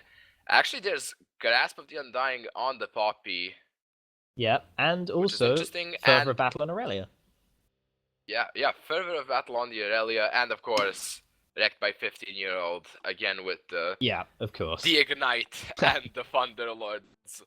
Looking again to recreate that kill lane with Yeah, Lucian Fresh. that's the tiny little bit of solo queue expression on the side of Zenith Rangers. Other than that, they keep it all contained, whereas you can't really say the same for Ground 6 this game in any respect. Yeah, well, it does look like it's working out for them quite well. Like, they are showing that mechanical prowess, yet they do understand when they need to do what, which is really nice for them. Yeah, they're pretty purple. Looking at them, there's just a blob of purple going along. Yeah. Jin's bullets, they're purple in the little bar. Only Poppy really face the death doesn't really have any purple to bring to the table. Unfortunate, but they're going to be spotted out by a ward as they go for this 5-man invade, and that actually might run into a counter invade 5-man group here for Zenith Rangers. This would be big. I mean, 3 ignites on the side of Ground 6. You'd have thought that would favor them. Oh, the level This 1 level clock 1. fiesta. This Here it will comes. be crazy. Here we go. Jungle Prodigy. He's the first to go in. Turco Loco already so low. One more hit from Echo will kill him. Actually stays alive with the heal. Just Mokro flashes in, cancels the auto, but that will be the kill. Going over to the Lucian. Nadnami. He finds himself killed in return, however. Fengdere, he's flayed back in by wrecked by 15-year-old. Mokro, he's incredibly low. Proxus goes around the side. This fight isn't ending. Minions have spawned, but they don't care. They're still going for it. Wrecked by 15-year-old has to back away. Proxius round the side. He's picked up another kill and another kill. This is incredible for him right now. Gildon, he's going to be taken down surely. Can he take wrecked by 15-year-old with him? Not quite. Paro in a box picks it up with the auto. The Mastery 5 emote from Paro from wrecked by 15-year-old rather after all that.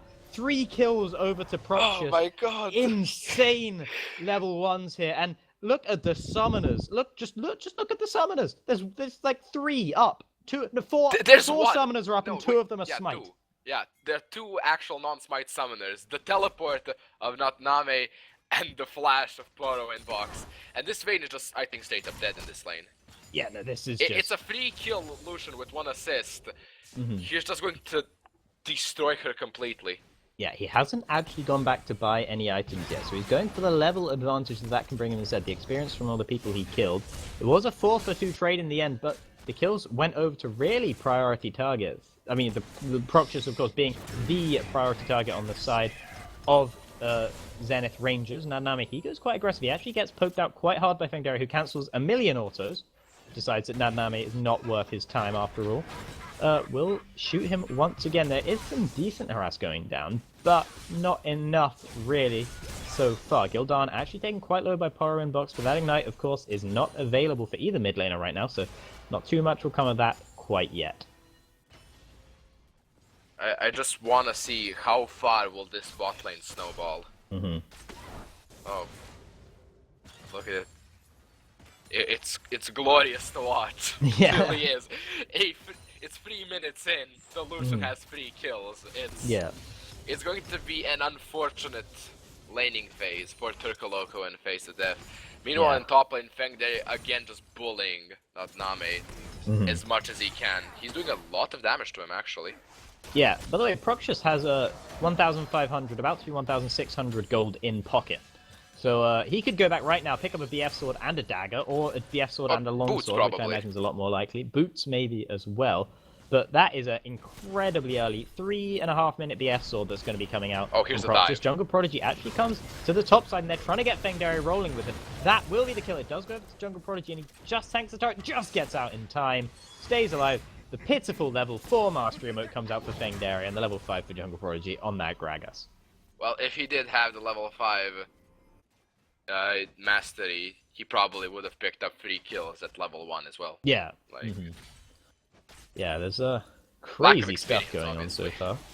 It wasn't the boots as well that was picked up by Proxys. He did indeed go for that longsword in the end, so looking to get a lot of damage coming out from, particularly from his piercing lights early, and also the auto attack as well. Turco Loco will find himself in a world of hurt any moment now, I assume. Box actually going aggressive onto Gildan. Can he just take him down with autos here? He's stunned up, but Equilibrium Strike, and the Ignite goes down, but he has the Distortion there to take him down. Easy as you like it. Proxys goes in onto Turco Loco. This is ridiculous. He's picked that one. He's actually ignited. Might go down. Face the Death does pick it up in return. Tries to use Wrecked by 15-year-old as an escape, but he just slams him around the face with that chain, and that is a kill in return for Wrecked by 15-year-old. So that's 2 for 1 in the bot lane, and another 1 for 0 in the middle lane, and that is overall a global 3 for 1 for Zenith Rangers. And, I mean, we said that Ground 6 needed to win the early game if they wanted to win this game with these solo queue picks. It's not happening really, so far. Yeah, it's not working out quite as well as they might have hoped.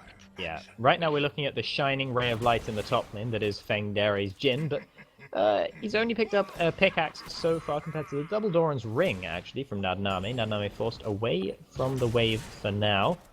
It is looking good for Fengdari, but it's not looking good for the rest of his team.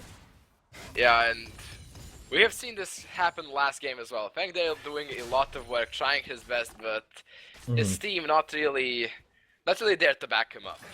Yeah, that is that is often how it goes for Ground 6 so far this season. It's been why they haven't been able to get these wins. Gildan, he's 2 levels down. The Ignite from Horror in a box, that is just, why did he stay? He's not even worth 300 gold anymore, 246. Goes over to Poro in box, picks up that kill, and yeah, he's just, that's going to snowball so incredibly, that LeBlanc. It's going to be ridiculous. Actually, Nanami goes aggressive in onto Fengdari because he has Mokro hanging around there. He's going to get the stun onto Fengdari. Surely takes him down. Nanami is the one who picks up the kill. And that is another kill for Zenith Rangers. Now, this game spiraling out of control incredibly quickly. Wrecked by 15-year. Going aggressive onto Turco Loco here. Trying to get onto him. Doesn't actually use any abilities quite yet, but Proxys is doing so much damage to Turco Loco. The heal comes out, flashes back in, picks up that kill. Plays face to the death in. Can he land the hook onto him? He does. Proxys surely going to get another kill here. Face to death. Does get away. Dashes in. Not quite enough. But I don't think it matters all that much. They won't mind. 5, 1, and 2 now, Proxys. Box might have stayed a little bit too long, actually. Gildan does have a hope now, but he can't quite get onto him. Box gets away in the end. One more auto attack would have done it. Proxys trying to do some damage to this bottom lane turret, but it's not going to be enough to take it down right now. Yeah, Box barely manages to get out of that one. Nearly got killed by the burn Fengdari from the corruption potion. Fengdari's coming to the bot lane. I think he's got his ultimate available. He's looking to snipe one of these down. Could just use the curtain call now, try and take down Proxys. Here he goes. The Lantern, though, will secure the escape for Proxys. He does use that Relentless Pursuit away, so it's a Relentless Escape. And that is the ultimate burn from Fengdari as well. You can see what they were trying to do, Ground 6, to try and get back into this game desperately, but it just wasn't working. Oh my god, and Gildan took 2 turret shots for that. He took 2 turret shots, but Box has taken 1 million creep shots by now, at least. Yeah, and Fengdari roaming towards the mid lane, doesn't realize that Mokro is on him, though, until it's a bit too late. He does get away. The stun zone is there for Mokro, but he's not going to go for it. He's actually rooted in place by Fengdari. Flashes in, has that last auto. It's not enough damage, though. Box will go down to Gildan. That is a good response. But this whole time, look at the top lane. Nadname, he's just been pushing that. He can push all he likes. He's got such a level advantage now on Fengdari as well, because Fengdari's been roaming around the map. That turret, it must be going pretty low in the top side, and now they're pinging onto it. They realize it's happening. They're only down to half health, of course. Nautilus, not the best turret pusher. Yeah, he ain't gonna push it that quickly, though. I'm not sure if that's a worthwhile trade for the side of Zenith. Jungle Prodigy might actually pick up a kill here onto Nanami. He does force the flash. A very good explosive cask, actually. Forcing him back into turret range. And but, the mastery. And the mastery. The flare. Yeah, Jungle Prodigy's having a fine game. Ooh. Okay, almost stops the back now. Mokro, but not quite. A little bit of joking around in the bottom lane here. Face to death, laughing this one off. He feels optimistic about this one. Maybe, maybe not. Who knows? Fengdari does finally return to the top lane now. He's 1, 2, and 3 right now. Still got the double Dorans and that pickaxe. Hasn't got much other than that, apart from the boots. Proxius, he still doesn't do all that much damage to Face to Death, even when he lands the stuff on him, because of that buckler shield that Face to Death can bring up. It's Poppy, she's just naturally key as hell. Vayne, on the other hand, gets destroyed. Yeah, there is a... by Proxius. Yeah, Proxius actually finds himself traded onto a little bit in favor of the Vayne there. Face to Death, he's going quite low. You know what I said about the autos? That was a lie. There was a lot of damage going down to Face to the Death. He's going to have to back away from this one, probably.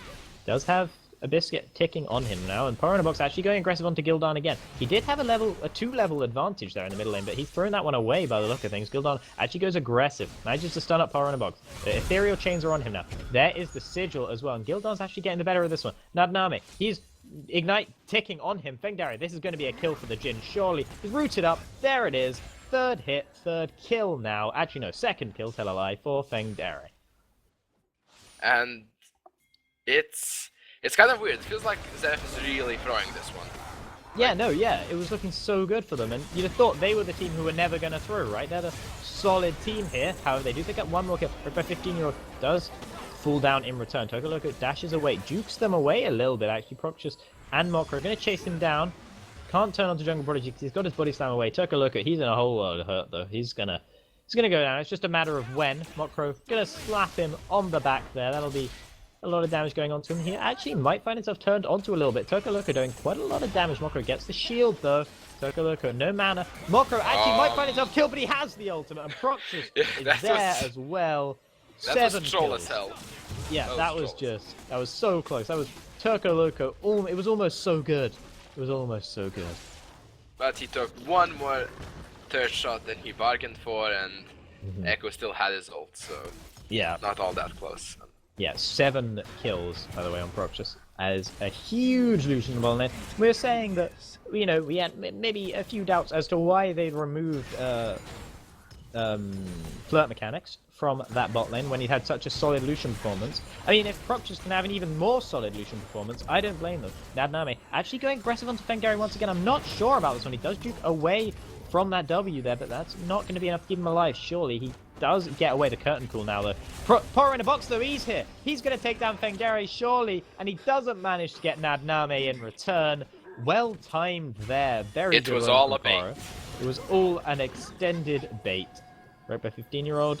Might find himself in a little bit of trouble as well. There's so much going on. He actually gets Flash body slammed onto, but flashes away as well. Interesting interaction there with the hook and the explosive cast. But right by 15-year-old might find himself not escaping from this one in the end. He Face to Death flashes onto him, but can't get the auto attack down onto him. Right by 15-year-old, he does make it out. Proxius, he is on a rampage now. He's still going. Tokoloko, that's going to be another kill for him, surely. Can he get the third one? He goes aggressive onto Jungle Prodigy. Manages to juke the piercing light. There is the Iron Blaze for the triple kill. Meanwhile, in the middle lane, Gildan, he's in trouble. Depth charge knocks him off. Horo, one last auto attack or a distortion will do it. And, you know, we said Zenith were throwing it. They're back. They're back. They're not throwing it anymore. They're playing serious. Oh, this is such an LPL game. Look at this. 12 minutes in, and 25 kills have happened. Yeah, this is... What is this game? This is Chowgu Reapers versus Hyper Youth Gaming. Pretty much. Oh, I mean, this is looking very good for Zenith right now. Proxius so fed. There's nothing they can do to stop him at this point. You have to feel like he's just going to be able to run away from this one. Has the essence really completed. Tokoloko, he's in a world of trouble right now. The hook doesn't land, but he is slowed down by the Echo. Piercing light over onto him. One last auto attack. Wrecked by 15-year-old is the one who does it in the end. And this is just getting ridiculous in the bottom lane. Yeah, the bottom lane is really one-sided. However, like, oh, top lane. Oh, Fengdari. Fengdari, he was going quite low, but he's able to turn it back onto Nadnami with the help of Jungle Prodigy. Actually, Jungle Prodigy ults him the wrong way. Curtain Call is there, though. Nadnami surely going to go down. If the Curtain Call doesn't get him, Gragas will. The Curtain Call does get him. Meanwhile, Gildan picks up another kill in the bottom lane. Why does that keep happening? Glidan. Sorry, I just realized that is in fact his name. Why does Poranabok keep dying to Glidan? I don't understand how that's happening. I know it actually feels like they're throwing like the solo lane advantages they have accumulated early on. Yeah. However, like this Lucian is still incredibly strong. 10, Yeah. 1, and 3. Like, Yeah. he does a lot. Maybe they should look to group a bit. Get something done, because this Vayne will do nothing in a team fight right now. Yeah. She doesn't even have her Borg finished up. Yeah. And No, it's it's just... it's an unfortunate game for her. Yes, absolutely a terribly unfortunate game. Poro inbox, he's still pretty strong, even though he does keep dying to Glidarn. I'm not really sure why that's happening, but he is still strong. By 15 throws out the lantern, flays him in. Glidarn might be in trouble. Meanwhile, Mokro also is in a bit of trouble. Gets knocked up into the air, but there is the stun zone. Mokro able to get that one. He uses the ultimate as well, actually going aggressive. Fengare, he's got too much health though. He's going to take down one. Jungle Prodigy actually picks up the kill. Nadname escaping. Meanwhile, Glidarn was taken down in the middle lane by Poro inbox, and that was just a bit of a giving up on life there from Jungle Prodigy right at the end as he takes that last turret shot. Darling coming forward, not hitting onto Turco Loco. There's just both AD carries in the bottom lane still fighting out. There is such a huge difference between them though. And now the roams of the top lane from both wrecked by 15-year-old and Poro in box. Face the death. He's going to go down. Tried to escape using Nadname, but he wasn't able to do it. Poro in a box. There is the ignite. There is the kill onto Fengare. This game is absolutely ridiculous, but it's ridiculous in favor of Zenith Rangers. Yeah, I'm not sure if you saw that crit onto Turco Loco. It just destroyed him. Like, oh! Oh, no! Turco Loco, why? Oh, Why that did is- you do this to yourself? You had heal. He had heal. That was just that's tilt. That's tilting right there. He's 1-7-2 right now. That's worse than when I play Vayne in That's the stupidest way to solo die queue. against the Lucian. Yeah, Like- I mean it's just Like, probably it had a tumble impresses me every available. time. Like, people have died so many times against me like that, and it impresses me every time how you forget that he can just like Q the minions. yeah. No, he just really needed to back off there. Turco Logo desperate for some farm. He's 42 behind now, and he's also 10 kills behind. He's 6 deaths ahead though, so good job there. He's winning that stat. Jungle Prodigy and Nadnami are going to run into each other, but Jungle Prodigy actually walked straight past him to go for wreck by 15-year-old instead. This might be a dead Thresh here. Fengdari, they're going to look to get the kill over to him. He picks it up there with a crit. Rift Herald does actually go down, and Poro is the one who kills it and picks it up as well. They're actually going to try and kill Glidarn now. He's stunned up by the chains. He's going to be stunned up by the zone. Not quite, because actually Mokro goes down already. Nadname, he's still going on to face the death, but he has to back away in the end. And that will just be a couple of kills actually for Ground 6. Only 1 kill returned onto them. Rift Herald was traded as well. Poro in a box might be trying to do something else here, as well as Nadnami and Proxus all coming up now. The big Lucian is here. He is big and he is scary. He can't quite get any auto attacks though onto Jungle Prodigy quite yet. Fengdari actually tries to turn some damage around onto him. Has his crit available. Goes on to Nadnami. There is the depth charge. Proxus wants to go in, but he doesn't want to tank the turret like that. Culling comes out now. Fengdari incredible low. Poro in a box. That'll be 1. Will it be another? Ardent Blaze onto face of death. Proxus picks it up. Attack the turret. You'll kill it. You'll kill it if you attack the turret. It won't kill you. Doesn't matter. He goes down. Jungle Prodigy actually doing some work here. Poro in a box is able to stay alive. Meanwhile, Nadnami picks up a kill, and that was just Sloppy. that was sloppy. Proxus, he just needed to auto attack the tower, and it would have killed the tower and kept him alive. Yeah, but I don't think it matters well. that much at this point. Though. oh well, it doesn't matter. Like No. he's 12-2. It doesn't Yeah. really matter. Yeah. It's Now, 17 minutes. He has his crit items finished. Mhm. He is just going to destroy anybody. I think the only one that has a chance of really like killing him in a one-on-one scenario is Glidarn. Yeah, and Glidarn's still not having the best of times, and his opposing laner is incredibly strong. Oh. He might get even stronger here. Turco Loco, there it goes. Poro in a box, another kill, unstoppable now, and this is just ridiculous.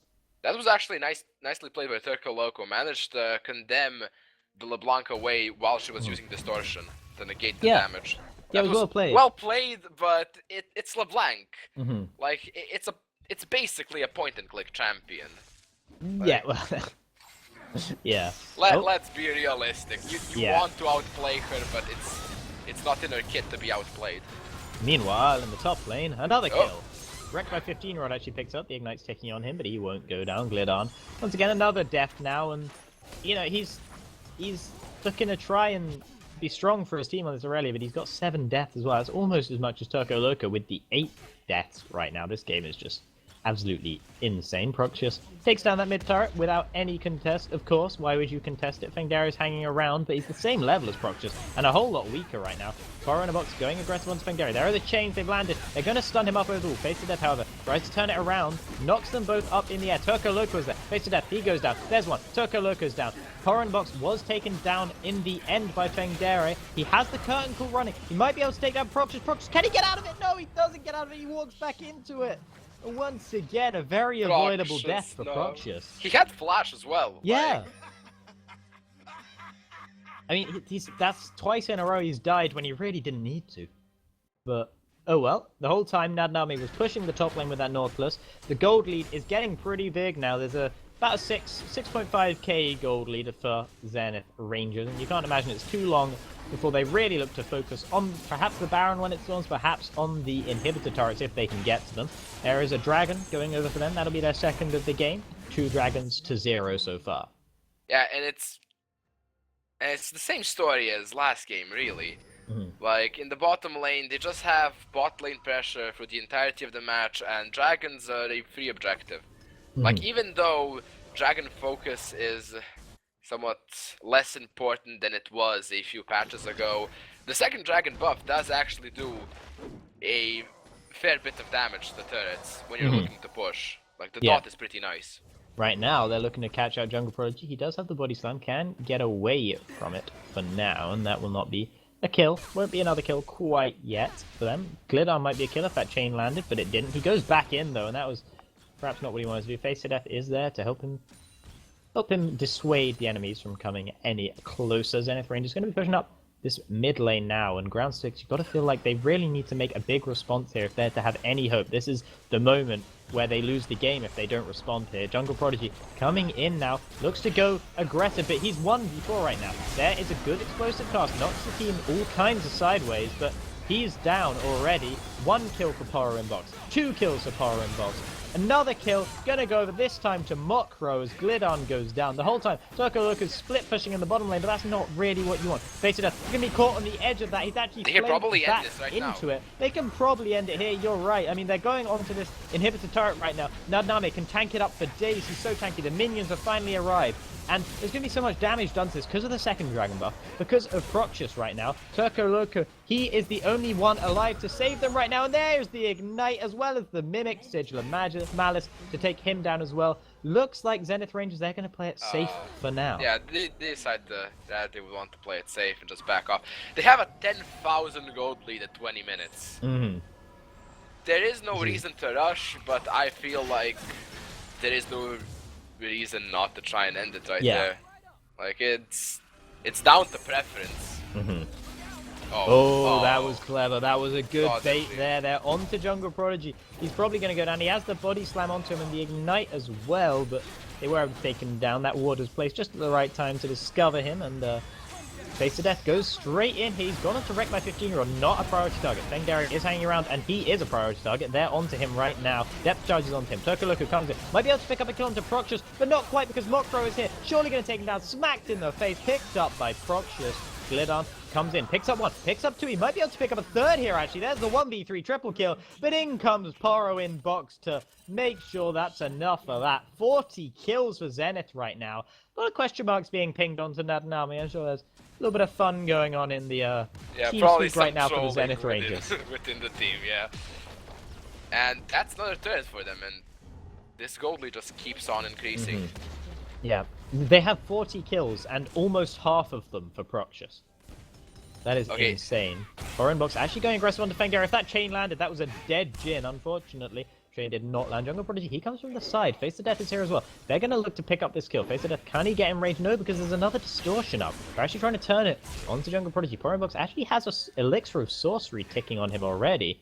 I'm surprised he hasn't gone for a Magi's at this point. That'd be a pretty good buy. Jungle Prodigy gonna have a little bit of a dance as Foreign box does escape in the end. Fengari gonna go back to base, heal himself up. Jeez, just look at this version. Now, he has an Infinity Edge finished up. He's melting everybody.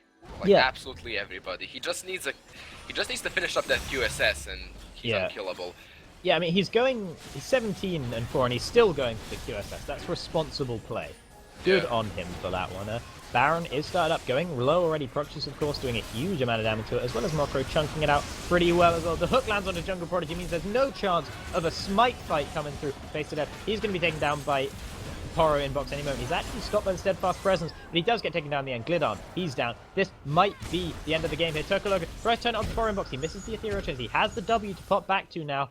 They're going to chase Turkologa rather than going for the base. Turkologa, he's hooked over the wall by wrecked by 15-year-old, and there is another kill for Poro inbox. Surely they're going to at least take the top lane inhibitor now. They might be able to take the game. We'll have to see if that's what they're going to go for. They're pushing in the middle lane now. 2 super minions. They have the Baron buff. They're going into the Nexus turrets. This is surely going to be it. Curtain Call used for the wave clear.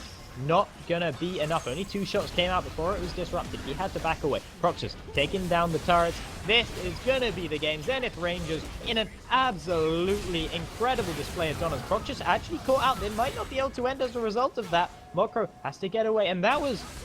I mean, they had it. They had it in their hands. They let it go. The kills.